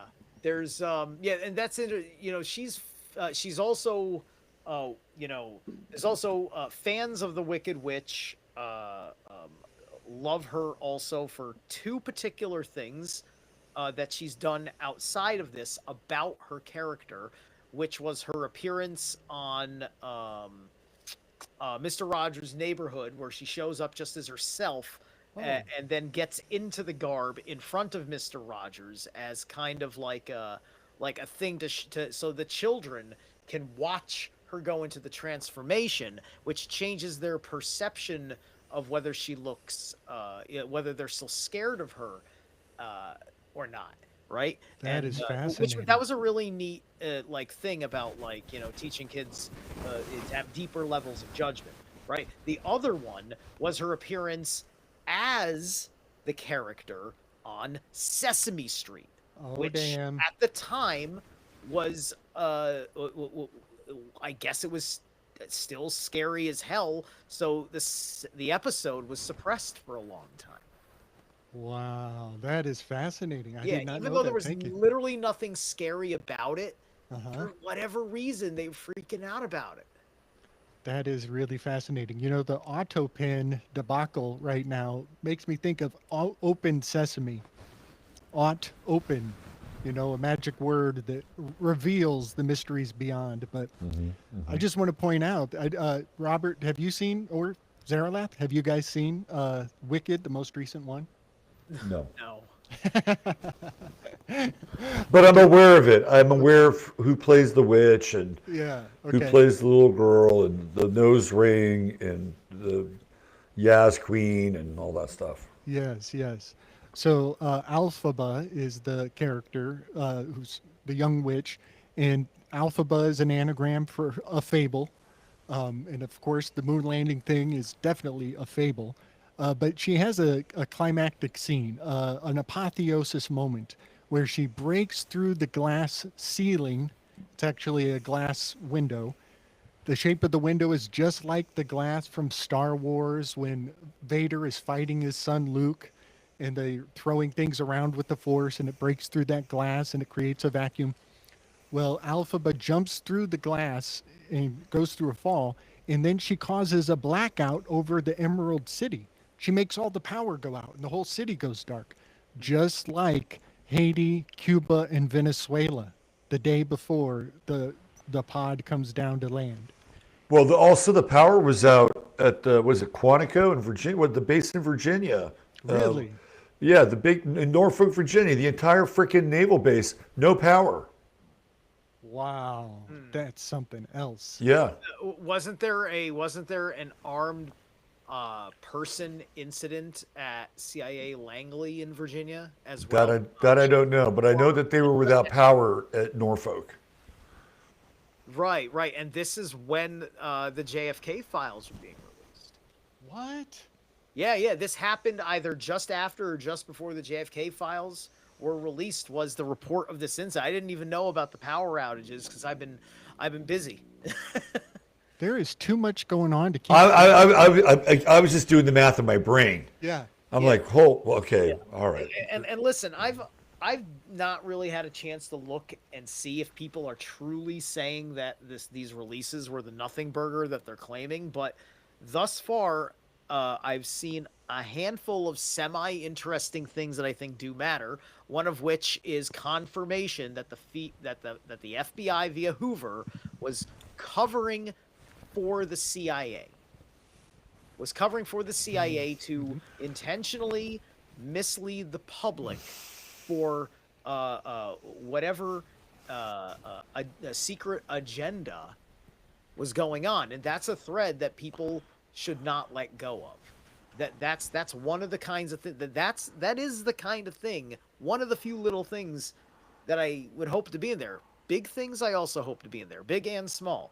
I would imagine there's not a lot of big if this is the only things going around that much, but also Ruby and Oswald fucking had a meeting prior to things, like they knew each other, so on and so forth. That's kind of interesting considering all the things they allowed to happen, right? So it's a question of maybe Soviet intelligence records will be unsealed and those little talks between Trump and Putin amount to more than just peace?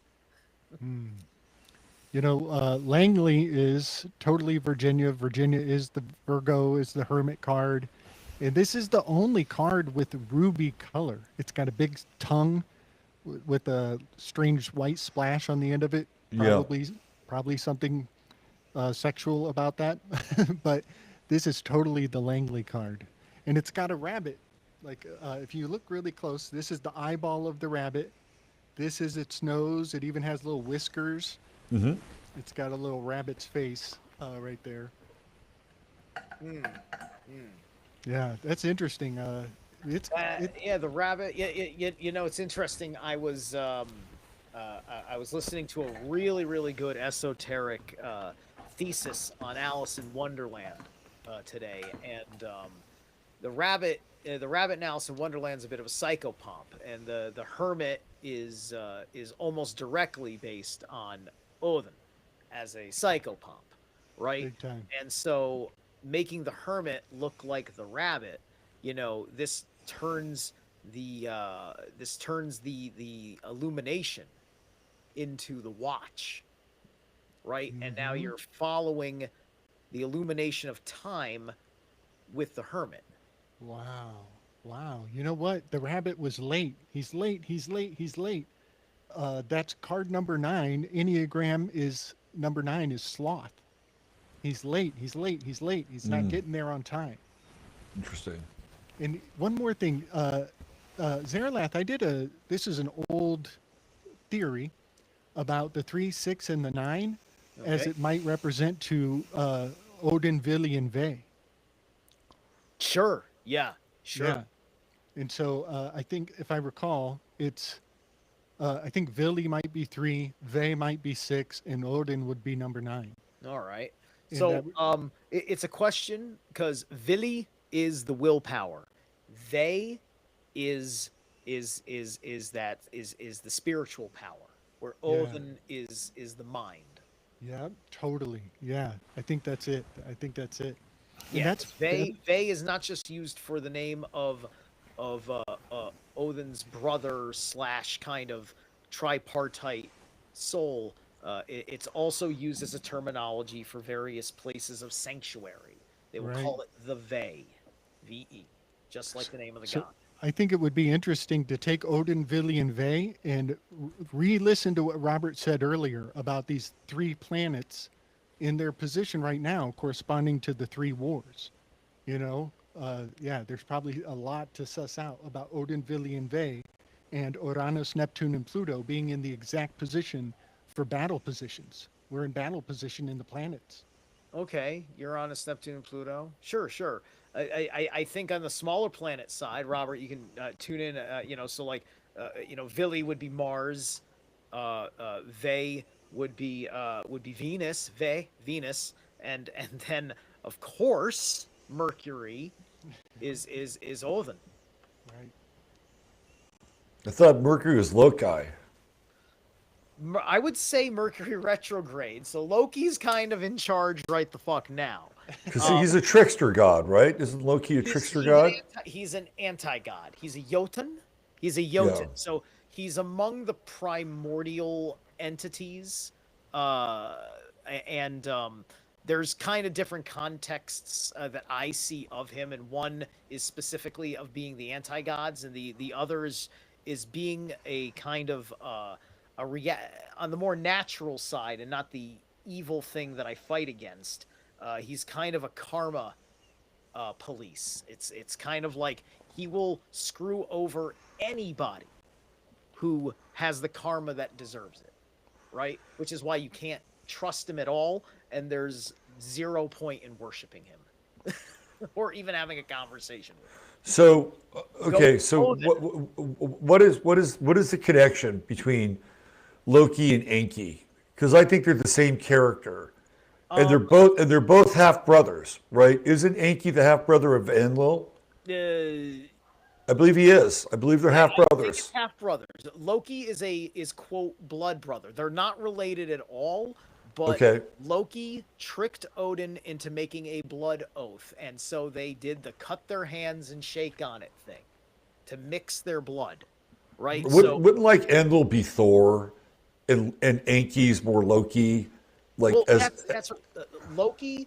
Yeah, Loki has his blood brother tied to Odin, and in certain mythological aspects, Odin is just there's a 3 generational thing going on. So there's there's Odin, there's Thor, and there's Balder, right? And Odin is the father of Balder and the father of Thor. They also represent stages in life for the Norse and Germanic man. Balder is the young man because he's the golden child. He's being coddled by mom, right? You know, just like making sure the house is completely rubberized so the kid doesn't get fucking hurt. Yada yada yada. Everybody loves him, but then he has to grow up and become a badass. And then eventually he's too old to be the badass, but his experience has made him a great general, and then he becomes Odin, right? So the mythology is used that way, where as you grow up, you end up being more identifying with these gods that reflect the age that you've come into. So when you become an old man, you're like the old man. You worship him, and people look at you for any of your Odinic wisdom you've gained along the success of your life that has been measured, right? So, you know, Loki is Loki is this outsider, which is part of why he's amongst the Jotun. He's a lot like Set and Set Typhon. He's a lot like Thoth the Atlantean specifically, right? So Thoth. can I get an Enki in here? Can I get an Enki? Yeah. Like I'm still getting the lowdown on Babylonian Sumerian on the right level, but you know. There's plenty of assertions because I believe you are correct that Loki is like either Enki or Enlil. Yes. No, I think he's Enki. Enlil's like order. Enlil's order, Okay. right? Enlil is always chastising Enki for drinking too much beer and loving humans too much, right? So do you guys know this sort of I wouldn't call it convoluted. It's not very convoluted. It's the story.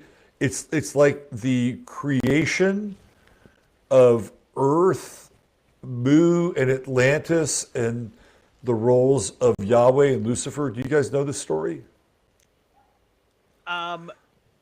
It sounds like something that I probably could intuit. I may know things that may seem like I know it from somewhere else. Is it from Urantia? Okay. No. So the story goes like this. Okay. Earth exists, right? It's got like, you know, topography, has these hominids, right?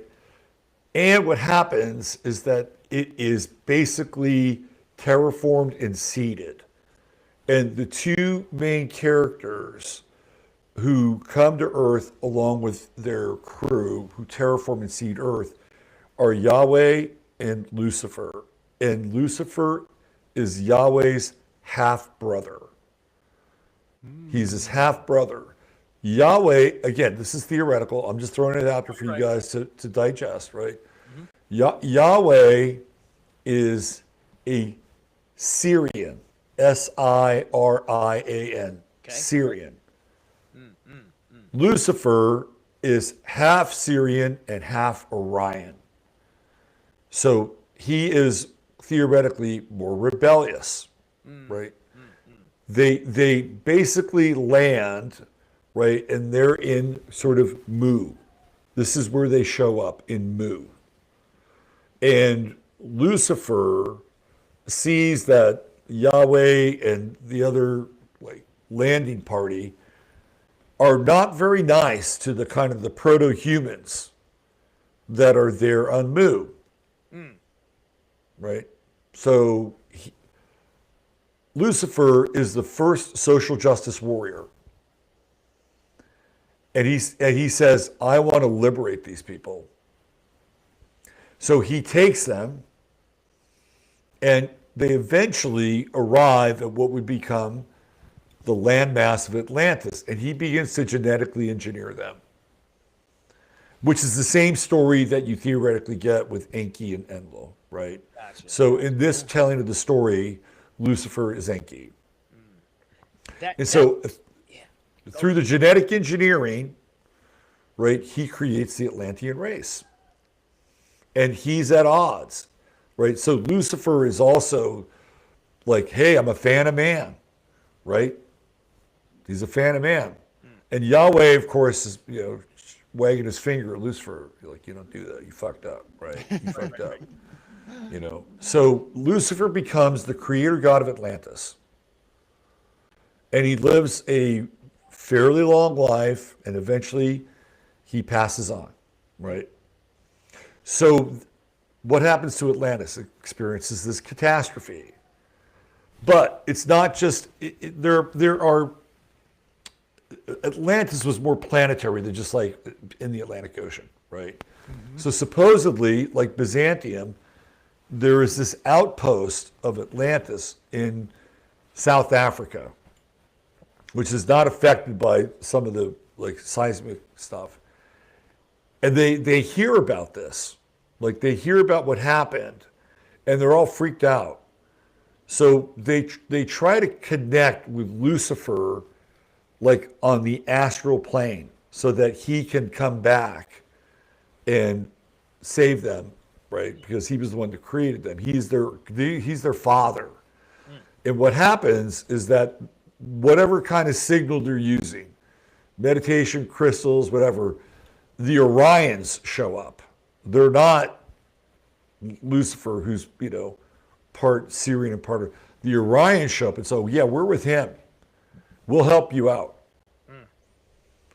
So what they wind up doing is they wind up with that specific group creating what's called the caretaker race.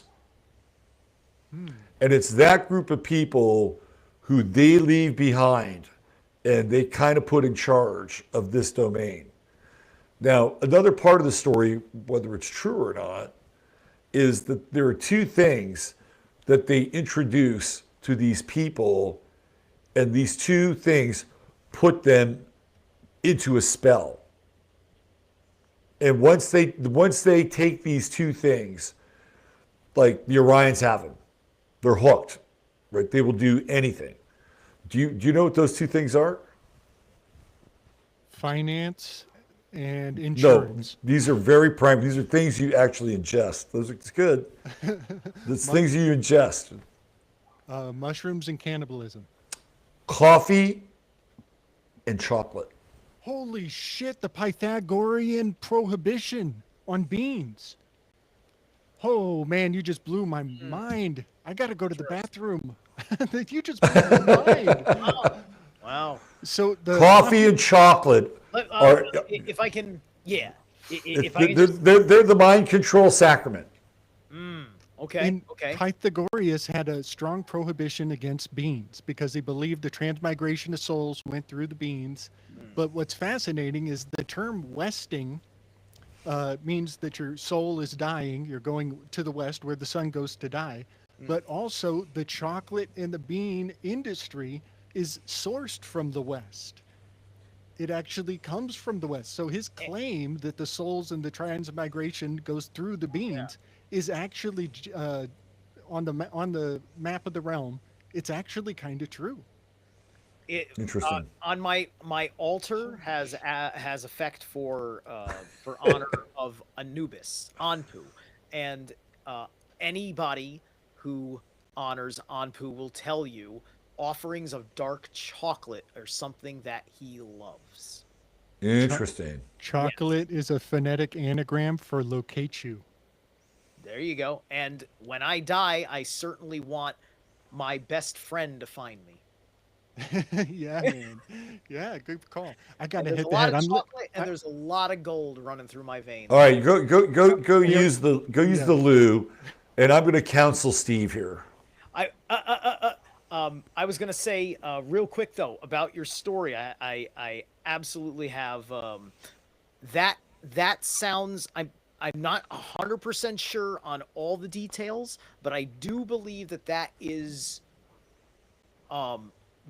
their official paltered, meaning it's truth and lies mixed, propaganda about, like to make, for Stockholm Syndrome, they got Lucifer as the control valve. He leads the revolutions, left-hand path, right? To take the release off of the right-hand path of Yahweh as far as these are the dark gods that are here to establish this fucked up world where you can go to Lucifer to get God off your back, and then you can always ask for forgiveness and go back to God in the vicious fucking cycle. And there's the hijacking of sky gods, right? Because I believe that El, at the very least, not maybe even Yahweh, I'm not sure, may have been original pagan gods of Middle Eastern persons that then when the basically the anti-gods showed up and aliens and such, they came in as imposters, and then they that's where the progenitor races are getting fucked with in their genetics. And I'm trying to figure out how that fits in with the Bach saga from Finland that I have been studying, which is an excellent framework for things. And then the last thing I'll say is, because for me, I've had to watch this dissertation at least 10 times, and I'll have to watch it 10 more times in my life just to listen to everything that he says. My mentor with the mystery school that I work, Black Earth Productions, Seth Gasboza, has a 7-hour video. It's an audio lecture, but it's on video. Called The Betrayal of Thoth. Now, in this video, he goes and he explains all sorts of shit about the anti-gods, Thoth the Atlantean, the stealing of the office of Tahuti, the Anyani massacre, all these elements of things. Our history on the level you're talking about is very close to the Dark Crystal mythology from Jim Henson. So I'm sure you guys have gone down this path, but when you look at a lot of these creation tales, they always entail brothers. Mm-hmm. Yeah. And sometimes the brothers are half brothers, or there's one that can be a half brother. So we can just go through a list really quickly, right? You've got not part of the creation story, but the first brothers that show up are Cain and Abel, right? Mm. You have also Remus and Romulus, right? Another set of brothers. You go into the Hopi mythology, you have Pokong Hoya and Pok Long Hoya, who are these two brothers, and they get into all this mischief. And it's through their mischief that the creation of the world takes place. And Grandmother Spider always comes in and kind of creates order out of their chaos. But through their chaos, they can explain the Grand Canyon or rivers or things like that. But there's always brothers. There's always brothers. It's always Gemini. And this idea of, they may not be twins, but they are kin, and sometimes they are half kin. But this is something that is told across a number of creation stories. Yes. So also, one more thing, on almost all of the classic totems, the base of all totems will have twin images, and then subsequently it's singular animals. But yeah, you're totally spot on. There's some, when it shows up across all these different cultures and mythologies, there's a narrative. There's a truth here. Yes. Right? There's a truth. Now you can go symbolic, right? It's Gemini, which is opposing the galactic center in Sagittarius, which is really like heavy duty polarity and duality, right? And Sagittarius being order, and of course Mercury, Gemini being the trickster and disorder. But there's something there.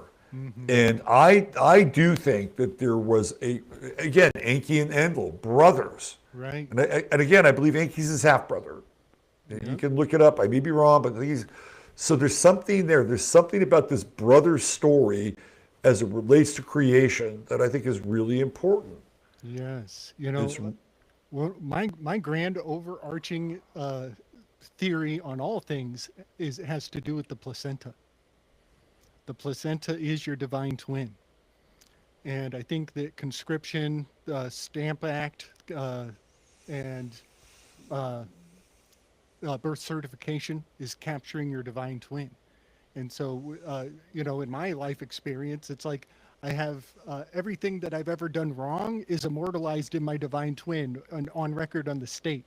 And I have to struggle to prove that my divine brother is totally righteous and he needs to be set my brother free, And even the Civil War was called brother on brother, brother against right, right. And so, like, look at secret societies.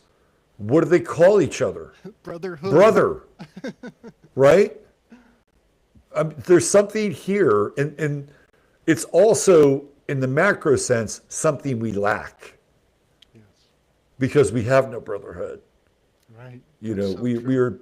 we are essentially thieves set against each other's throats. This is how, unfortunately, we've de-evolved into. This whole brother thing is very interesting, and the placenta piece is also, that's interesting too. I like I that. believe that the placenta should be eaten by the mother Yeah. and processed through the breast milk, fed to the child. Hmm. And I think that if we do this for 7 subsequent generations, I think a Hmm. very special race I comes love to it. the I love surface. it. I love it. I think that's great. Yep. And I think the Brotherhood knows that. I think the Yeah. Brotherhood, The brotherhood. yep, I The think they know that. brotherhood. Interesting. Speaking of brothers, I was thinking about this Saturn Sun conjunction in Steve's chart. Yeah. Atlantis is known for having been infiltrated in their science division. Steve keeps avoiding what I want to say to him. What? Oh, wait. Yeah, I'm sorry. I was adding to the brother conversation, but go ahead. So I was thinking about this Saturn Sun conjunction, Okay. right? And I'm thinking, you know what Steve needs? Steve needs a bunch of kids. Like, Steve, you need to be a creator god. So you're a Saturn Sun conjunction, about you stepping up and you becoming a dad and creating your next generation, the lineage of immortals. That's your Saturn Sun conjunction. Oh God. That's the great work right there. I don't know. I don't know if I can. If I'm going to be able to find a woman that I'm going to have the relationship with to go down that road. Oh, you will be. Oh my gosh. I need to be. I need to be really. I would have to have a real economic transformation. To really, Well, you're going to have to own your godlike status. That's what you're going to have to do.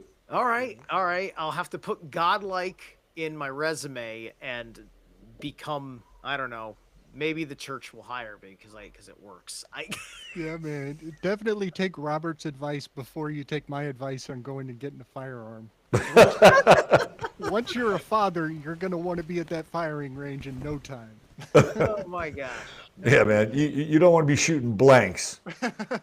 Oh, that's Right. good. That's good. All right, here. All right, if we're going to satiate me, hold on a second. Isn't there like a stage in this sort of like Norse evolutionary development that matches your Saturn Sun conjunction, where you become something? Like, is there like your correlation to that, where you literally become a father and you start like your next generation? Oh, in the north, you're talking about a mythology about becoming. Yeah, because you were talking about how Baldur represents something, and this Oh, character sure, represents something. Yeah. sure.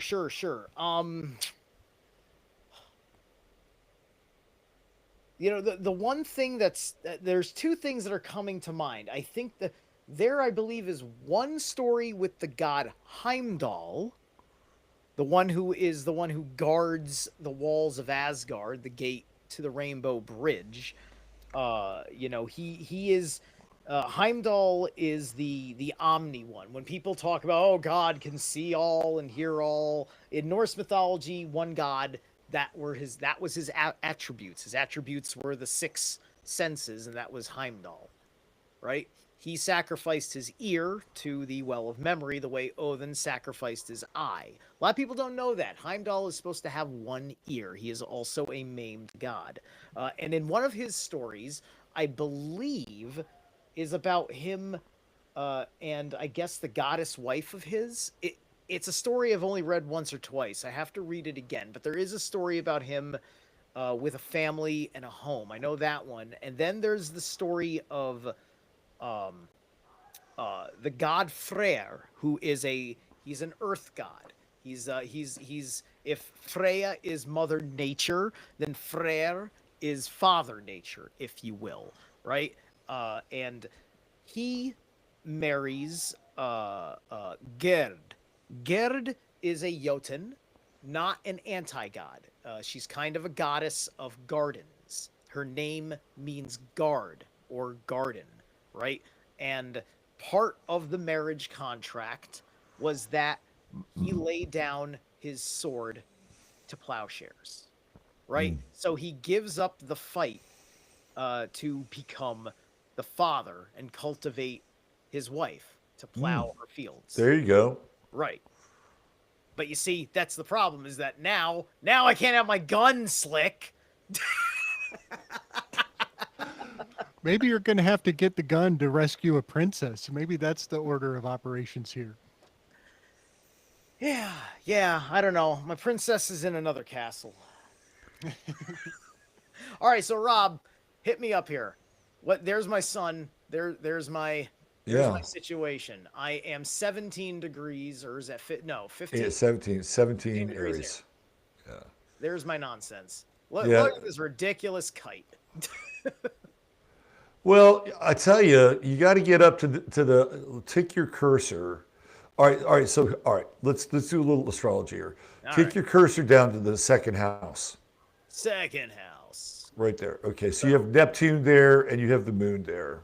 Yes, right, I'm on Ophiuchus. All right. So the second house is like the root chakra of your chart, and I don't care how great of a chart an individual has. If you can't manage your second house, it renders most of it inert. So what does that mean? It means that you're able to take care of your bills, right? Put roof over your, whatever. That's all basic fundamental stuff. Yeah. Like you have to master the second house. And you have Neptune and the moon there, which they're not real solid, right? That's not, but it's not impossible, but they're not completely solid. It's retrograde too, by the way. So when I encounter Neptune in the second house in a client's chart, because a lot of astrologers will tell you, oh, Neptune in the second house, that's terrible. People will steal your money, and you're very delusionary about the material world and blah blah blah. It's like it's considered kind of a malefic to be in the second house. Right. However, I definitely have had those negative qualities. Too. However, I have the prescription for Neptune in the second house. All right. So Neptune is tidal. It's tidal, right? So sometimes with resources, the tide is in, and sometimes the tide is out. The thing that never changes is your attitude. If you have plenty, you are grateful. If you have less, you are grateful. This is the key to Neptune. Yes. This is the total key to Neptune, right?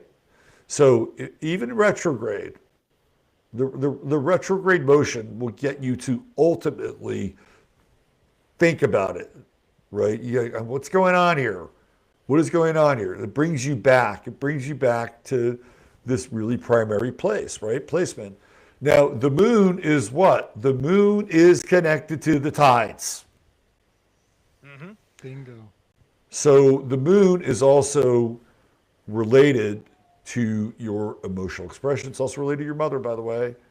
So with the moon in the second house in austere Capricorn, right? Part of that could be actually useful and that you could live simply if you needed to, right? You can always pare down with the moon in Capricorn, but you need to look for cycles you need to look for certain cycles where you can theoretically increase your wealth or increase your relationship with the second house, right? Because the moon is cyclical.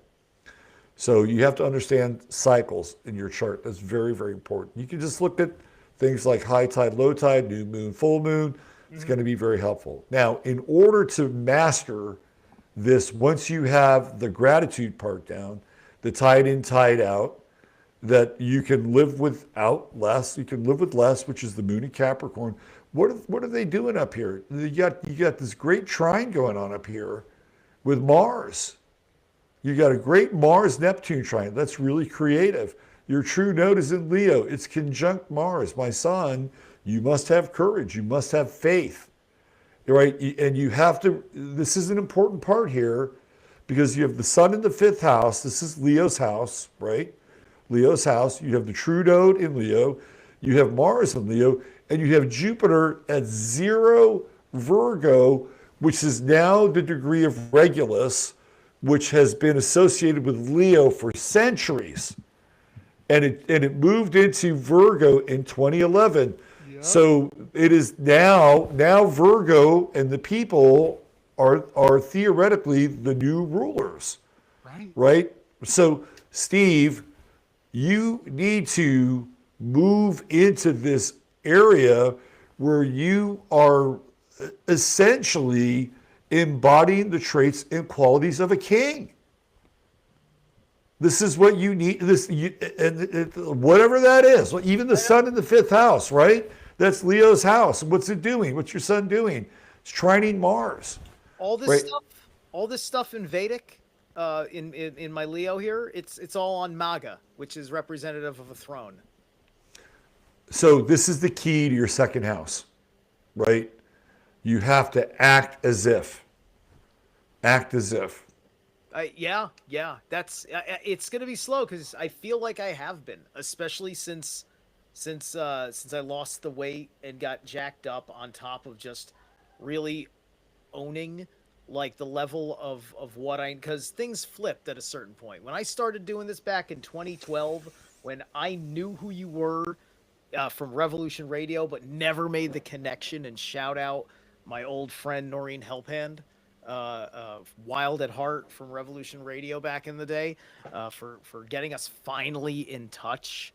It's just like I was going through all the crazy levels of information junkie stuff. Moon and Ophiuchus, I was just like, fill the void of my head with all the cult. Right? What's up with all the aliens? What's up with all the brotherhoods of evil and things? Oh, Brotherhood of the Snake. They destroyed Atlantis. They caused the cataclysm with the dark sciences, and then they were co-opting Egypt. They moved to Egypt right after that, and so they're going to be associated with Apophis, and Apophis is like Lucifer. He's for the people, but he's ultimately an agent of chaos. It's like you're the new king. Like Virgo is kind of agrarian. It's kind of agrarian and it's kind of, I don't know, a bit more tribal and pagan, right? Like that's the new king. That's the version of the new king. Yeah. Right? It is not about bloodline. This is not the new kingship is not about bloodline. Now, whether you believe in Sananda, Yeshua, right? Like, I have come to the conclusion that he was born on 9/11, I believe 5 BC, and that puts him into Virgo territory, right? So the original king is actually the version of the new king. And why is that? Because at that time, Mars was conjunct Regulus in Leo. That's a very rare alignment. So Jupiter, which is expansion, it's the second sun. It is theoretically would be the new sun, which would be the new king. In Virgo, 0 Regulus, which is the new organizing principle for top down. And look where Jupiter is in your chart. It's right at the top of the chart. It is top down. So you are the model for it's humble. Like Virgo is also very, very humble. And sometimes with Jupiter and Virgo, maybe it's too humble because it accentuates the Virgo qualities. So There's your time is coming. yeah, the Libra side, the not self stuff. You know, when I was a kid, you know, the not self, like, you know, because being myself ended up being like a hazard to myself and everyone around me. Well, you got that Sun Pluto opposition. I was a temper tantrum kid, man. I was a temper tantrum, and man, did I say some horrendous shit out of my mouth. Just Well, you got a Uranus Mars square too. That's explosive. yeah, right.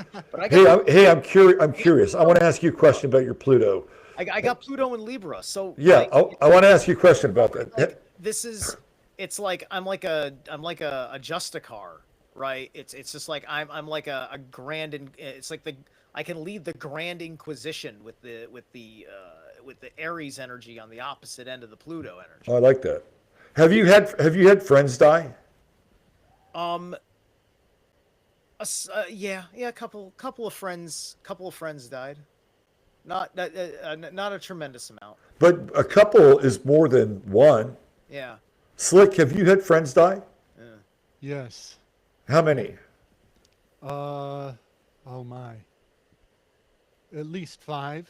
That's a lot. Yeah. Yep. And all super sad. Super young. They all passed away very young, of course. But yeah. Yeah, I was friends with Sean David Morton. I know that you knew him, right? It was, you know, I was watching him die on Facebook. Yeah, Pluto in the 11th house is the death of friends. Wow. Damn. That's why I asked. Slick, what's your astro coordinates? August 5 of 77. So you are a Leo snake, right? Yeah, nice. Yeah. Yeah, interesting. Yep. And August 5. the glyph on the strength card is Teth, which means snake. This your year.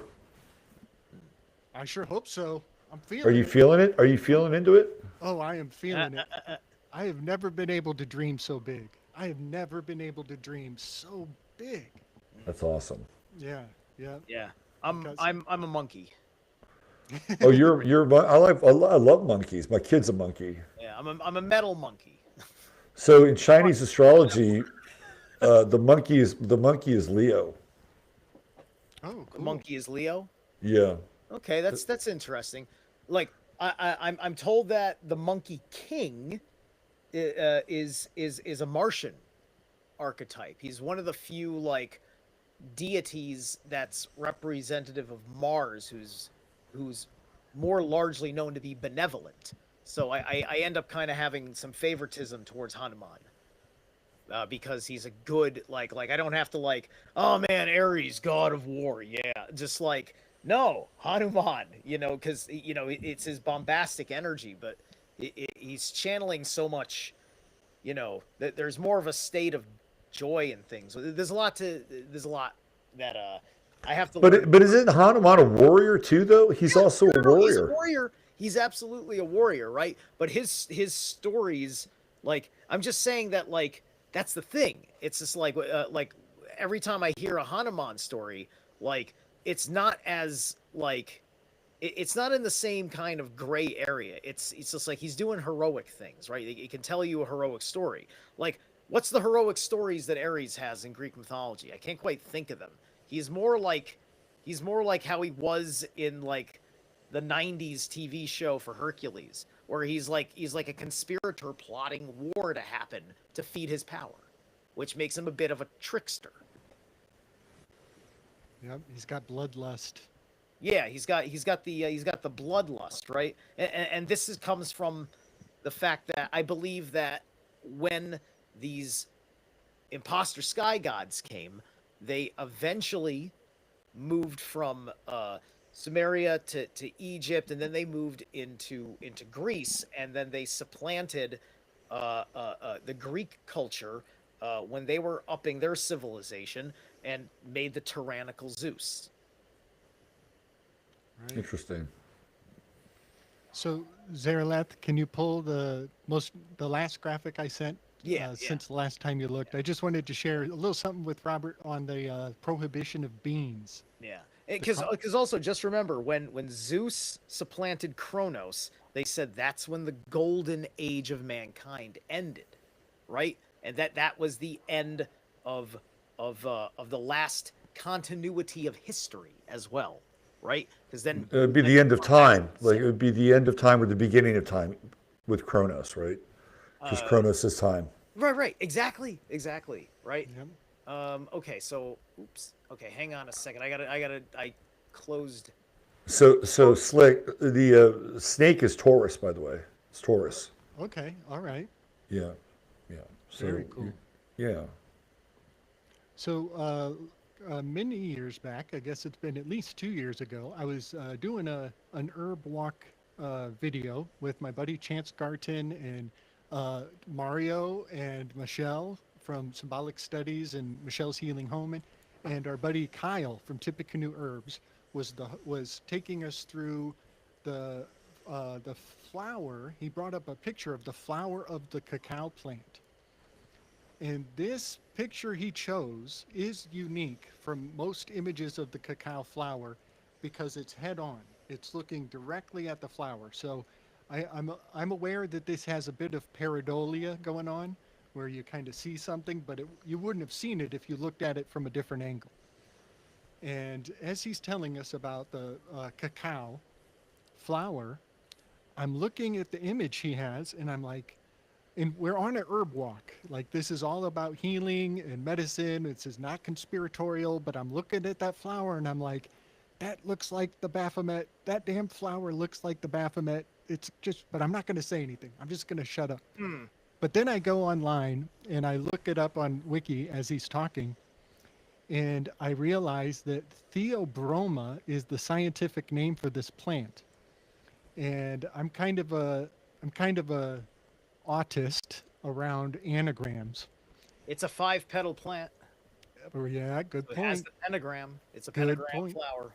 Good point. Well, one of my favorite little ciphers, this is very Machiavellian, my cipher insight, but the combination of R-O, the letter rho in the Greek alphabet is depicted as a flag. It actually looks more like a P. I think it is also the we call it rho, but it signifies the letter P. And so if you let me take the R-O out of Theobroma and turn it into the letter P, Theobroma becomes an anagram for Baphomet. Oh, interesting. And then I'm like, Interesting. yeah. Yes. And I still wasn't going to say anything on the show. I was like, nah, this is just a bunch of coincidences. But then I look down and I see it's from the family of Malvaceae, which is an anagram for Machiavelli. Interesting. Look at that. That is, man, over the target here. Look at this. Yes. And so when you mentioned that the prohibition was against beans, chocolate and coffee, Yep. I just had to share. And then another thing about the Baphomet, it's always got the juggies. Well, the pod that the cacao comes out of they're big juggies, the big cacao pods. Interesting. Yes, they are. They Yeah. are. Isn't it interesting that the Mormons have a prohibition Oh, on coffee and Coca-Cola, Coca, wow. right? That doesn't cross their lips. Man, that is so profound. So the Pythagoreans had this prohibition as well. But I think that, you know, I always think of how the Pythagorean cults are the proto arrangement of how all cults still operate today. They haven't changed much. Interesting. And in Pythagoras' cult, he had the outer circle, the outside of the temple means profane, right? They're the outer circle, and they were called the mathematikoi. And they were obsessed with the numbers. They thought numbers were divine, and yeah, they were completely math worshippers. But his inner circle were the akusmatikoi, and they had a whole slew of superstitions that don't make any sense when we hear about them. Like they were never allowed to chew their fingernails. You never piss into the sun. You only piss into your own shadow. All these super strange superstitions seem to be still preserved in some secret societies, like the Mormons. Right. Yeah. Well, they definitely have a. I don't know what the Mormon stance on chocolate is, but Mm, they definitely have a prohibition on the coffee bean and the coca, the coca plant or the coca bean for Coca-Cola. right. Yeah. And the Mormons, they have a part of their mythology is that a certain sect of rabbi or Jesuits maybe came actually to the Chile or Peru from the West and inseminated South America with the Judaism, and then it evolved and moved up to upper state New York, and so their knowledge came through South America. Is They kind have of a what I'm different saying. cosmology. Totally, totally. Yeah. Yeah. And then yeah, I have a late in life rediscovered half brother. Oh, we're talking about half brothers. Yeah, man. Yeah, Oh, buddy. you just Yep. discovered you have a half brother? Yeah, we were. Oh boy, here we go. One of you is the Antichrist. I knew it. Oh, dude, it's creepy. It's creepy. It is so creepy. So I knew about him my whole life, but he had no idea about me. And so when I was 24, I decided to go seek him out. And luckily, our mothers still talk to each other. And so my mother told his mother that I'm coming out to find him. And so his mother had to break the news that his father is not his real father. You have a half brother who's coming to meet you. That means your sister's not your full sister. She's actually your half sister. His whole world was thrown into chaos just by me showing up one day at his work. Wow. And yes, and we had a glorious reunion. We got along we still get along splendidly. But at one point in our relationship of kind of recapturing, making up for lost time, he decided to become Mormon. And because of his commitments to the Mormon church, he couldn't hang out with me because I'm so foul mouthed. And so I actually, through him, I ended up learning a great deal about the Mormon church. Interesting. Yeah, it is truly fascinating. I see the Mormon church as like uh, almost like they rewired Francis Bacon's New Atlantis. They rewired it instead of an expansion from the east to the west. They just played it in reverse from Yeah. the west to the east. There's aspects of Mormon mythology which is more paltering like the Bible, with the truth mixed with lies. So there's some interesting aspects there. Um, the occult rejects their Mormonism cult episodes are really fucking phenomenal because they got people on there that were people that escaped Mormonism talking about some of the inner shit that they witnessed and eventually got out of. So they would explain what like some of their really weird insider rituals are and a lot of their insider conversations that build their psychological ontology. So there's all that. Mhm. And also, if we're going to talk about a little bit about family stuff, this will be really, really neat. Maybe, Robert, you want to say something about it? I think I've told Slick this. So I've been doing for a little while now a hunt on my family name, right? So, I am Zerilath Eternal, but my family is of the bloodline known as Purdy, Purdy. And my grandfather on my father's side is related to the Purdys that founded Purdy's New York in the beginning. Lovely that I have no claim to it, right? So there's a many a Purdy running around. So I eventually was able to get the history tracking on it, and I was able to confirm that Purdy is actually a Anglo-Norman name. So like I'm basically North. It's North British, but I am a Viking. I am Norman. It was registered in the Aziz rolls of the like was it the 12th? No, the 1100s or something like that when King Henry VIII was reforming the courts and they were starting to get these record keepings. And so then I had a deeper look at the meaning of the Purdy seal because I have one of those, the shield, and yeah, my family were Templars. The Purdy's fought in the Crusades. Wow, Yeah. that's pretty cool. Pretty cool, right? Yeah, and so Purdy. Here's the other thing, though. One of the reasons why, like I've been looking for my heathen name, and then because I thought Purdy was just Latin, but it actually there is Per Deus, which is Latinized, but actually Purdy has a meaning in Celtic and a meaning in oh shoot, maybe Anglo-Saxon. I can't remember. But it was not the Celtic one because I didn't really feel the full thing, which means pure day, Purdy, pure day. It's like that makes perfect sense.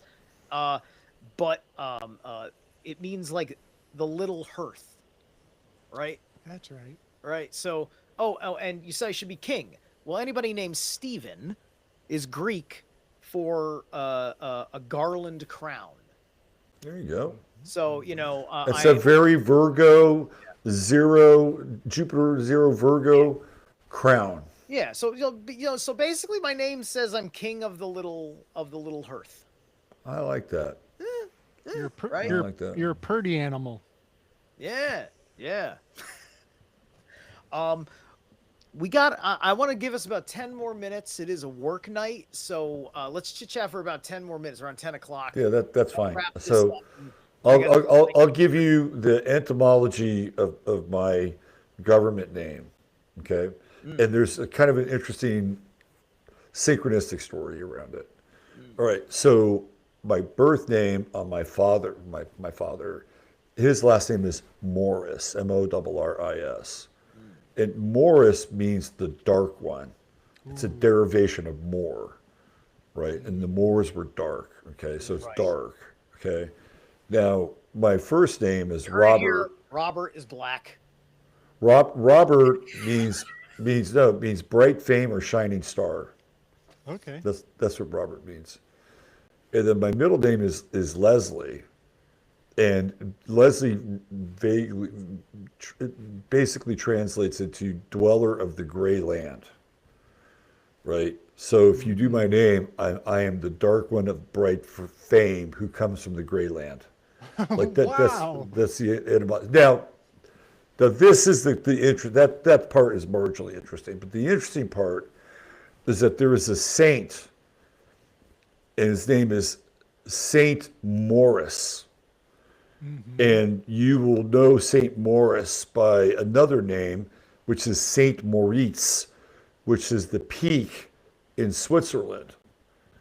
Now, why is he a saint? Well, his name basically was Maurice because he was black, and he was an Egyptian Moor, and he was conscripted to fight in the Roman army, and he was actually a very good fighter.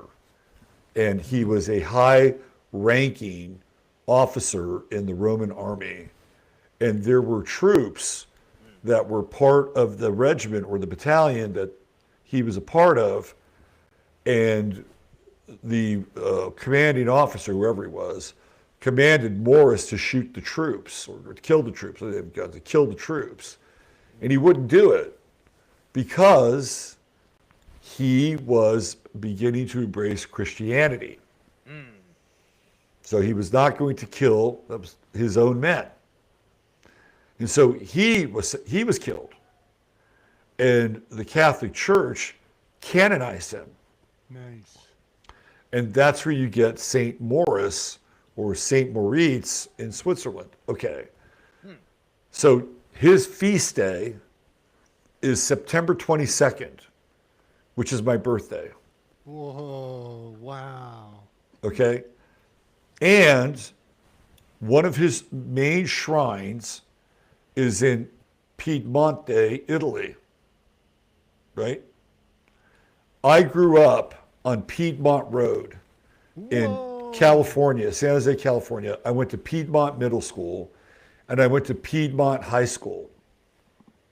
Right? So I have these weird overlaps with this guy who was canonized because he wouldn't kill his own men.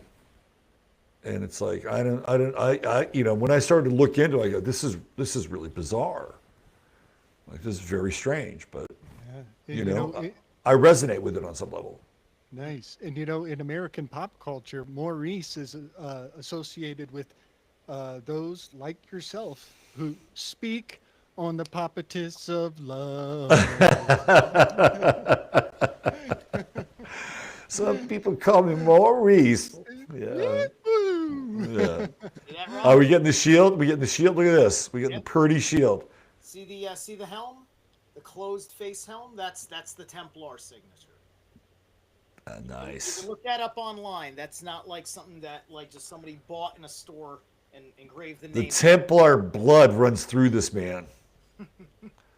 I can see it. Yeah. Nice. I'll hang that up later. All right. So Yeah, no, that's the thing. But I'm hoping that like Teutonic. I'm wondering if I could figure out if I had Teutonic Knight in my bloodline, because that would be because Crusader. I don't want to own that. I don't want to own the Crusades. I want to own what the Teutonic Knights did way back in the day. Well, the Templars became money lenders, so you can own that one too. What? With the insolvent money? in a fun way, Zerilath, you are an educator. You know what I mean? You are a tutor. See, exactly. A mentor. Yes, yes. So I know we're closing off, but before we go, Zerilath, can you pop up just a couple more graphics I want to flash across Robert's dashboard before we part ways? Robert, are you familiar with the Zizian cult? That is. I have heard of the Zizian cults. So there, if you go over to the Occult Rejects, who Zerilath mentioned earlier, Yeah. they have quite a few very detailed breakdowns on the Zizians. And I think that this Zizian narrative, here we go, right here. I think the Zizian narrative was presaged by Kill Bill. And I think Kill Bill is a command order for vigilantism, because almost 90% of the people in our community would throw that guy in a volcano if they could. The name Bill has a very heavy association to it after the lockdowns. Mm-hmm. Mm-hmm. And these Zizians, they call themselves rationalists. And that's actually part of the moniker of the assassins that Bill from Kill Bill, he makes them so they have no sympathy, no compassion, but it is rationality that they have the most. And so this is just kind of, if you go and watch, they call it Rejects, eventually I'm going to get in Nick's ear about this, how powerfully correspondent. Not only do they look like them, but aspects of their biography in the headlines now are comporting to aspects of the story in Kill Bill. So yeah, I just wanted to share this one because it blows my mind how things we're expected to believe in the news were presaged by things that Hollywood planted in our minds so long ago we've probably forgotten it. Interesting. Yeah. Well, that's a whole nother layer of Kill Bill. I just thought it was another one of Tarantino's I Hate White Guy movies. I didn't think that was I Hate White Guy. He's got the I Hate White Guy trilogy, right? Kill Bill. Bill's a white guy. Yeah. He's killed by this woman. He's got Inglourious Bastards, the Germans, right? Sort of the ultimate, unlikable white guys. And then he's got whatchamacallit, Django Unchained. Let's kill some more, white guys, right? It's the I Hate White Guy, Kill White Guy, Quentin Tarantino trilogy. Right. But they have to be extremely racist. Right. He is really, really Right. pumping the revenge porn. Right. Well, Yes, yeah. that's Well, right. Tarantino, he's inspiring people in this manner. It's we want to talk about Enki and Enlil. Hollywood is Enki, and the state is Enlil. Whoa. Chaos and order, left and right. Trippy. Nice weave. Can you pull up the one with Lucy Liu holding the head? You saw Yeah, Kill Bill, right, Robert? Yes, 1 Okay. and 2. Okay, nice. So this is the scene where Lucy Liu has come into power. Oren Ishii is her name, and she's part Japanese and part Chinese, and therefore it defiles the sanctity of the Yakuza tribe because she's got mixed blood. This guy at the end of the table, he's a big party pooper. He's actually smashing his plate because he's pissed off. So she jumps up on the table and she alleviates him of his head and makes a speech. This comports very fascinatingly to the Massey debacle. Can you scroll down, Zerilath? Sure, yeah. I think And by the way, she's the only one on the soundtrack that gets her own fucking theme song. Like theme song. The RZA, I think it's the RZA, right? And he sings it. It's just like Oranishi, half Chinese, half Japanese. Ooh, what a species. Whoa, wow. And species, now we're talking about genetic splicing. This is like, to go back to that for a little bit. I just want to make a commentary on that. Just scroll back. Yeah, the head. This is like reverse algol. Yeah, I was about to say. This is like Medusa turning the tables, right? Yeah, man. Big time. Great call. Right. Great call. So yeah, if you look at Massey's face, he actually has similarities. He's just got those cheeks, those jowls are similar. Yeah. But also Massey is from Kentucky, and Kentucky again is ground zero. This is the placenta of my territories map. It's the full card, but he's also going to be correspondent to Fort Knox nearby on that Mason-Dixon line. And so the Fort Knox aspect of Massey in Kentucky is just packing on the synchro significance. So I thought I would share that with you before we fly. Very interesting. Massey's a Capricorn. Okay. That's A his- cap. That's the cap. Yeah, kaput. Kaput. That is Yeah. so fun. Very cool, Slick. Thank you, Robert. It's always a joy and a pleasure, my friend. Yeah, thanks for letting me in your sandbox. Yeah. All right. So, for everybody else, because I see all the heads, Slick, Rob, just plug your channels, make your plugs right now. Right on. Yeah, Slick Dissident on YouTube is my channel, and I actually have a .com now, slickdissident.com, where I've got all kinds of fun goodies and wares. I just designed a new T-shirt that I really enjoy because it is very subtly conveying the orientation of the territories map in a very subtle way. So some of the new cool. T-shirts have the territories map for the world to be enlightened by. So I love it. Big love and Love it. respect, y'all. Yeah, cool. Oh, me. Yes, you, sir. Yeah. So, robertphoenix.com. I'm getting ready to launch a new website, new functionality, get back to one of the things that I really miss and enjoy doing, which is writing. I haven't done a lot of it in a long time. I seem to talk a lot more than I write. And as a result of that, I do a bunch of podcasts, Astro Weather, 8 a.m. Central Standard Time, an hour, just looking at what's happening astrologically that day. And I look at a star of the day. I pick somebody's born on a particular day and I highlight their chart. And today I did Baron Trump. I got to tell you, man, I put that Baron Trump post on Twitter. It has fucking exploded. I've had more. Wow. I've had more likes on that Baron Trump post than anything I have done. There was a lot of love in that breakdown. I was telling Slick this after I was listening. You're in my earbud. I couldn't participate in chat much because I'm at the job. But yeah, man, that was really moving, and I also really fucking loved your David Bowie story too. That was cool. I was like, I was practically remote viewing it while you were just like, I just see the room. I see him sitting across. It's just like, oh, dude, it was watching it. It was surreal. Interview. It was surreal. Like, I love Bowie, right? Like, you probably shouldn't have idols, but I fucking love Bowie. Total shapeshifter. I love not everything, but mostly, like, the guy's a genius, right? Absolute genius. So to be there and interview him was surreal.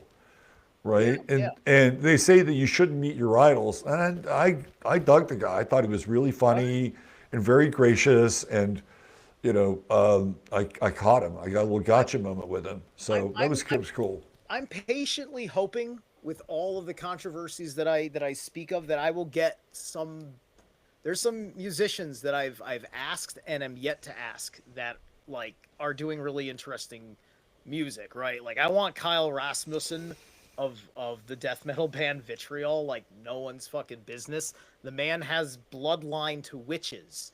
He knows the occult. Well, I'm really interested in having a better conversation than he may be used to. Although the Mycelium Network did a really good interview with him, right? And a few other guys like that. I've done Greg Moffat, ex Cradle of Filth already from Legalized Freedom. He does Truth podcast from Britain, and back in the day, Henrik Olsen of Scar Symmetry, who he was tuned in. We talked to. That was a fun conversation. 2014 on Rev Radio. You can find it on the channel here. I recommend it. Cool.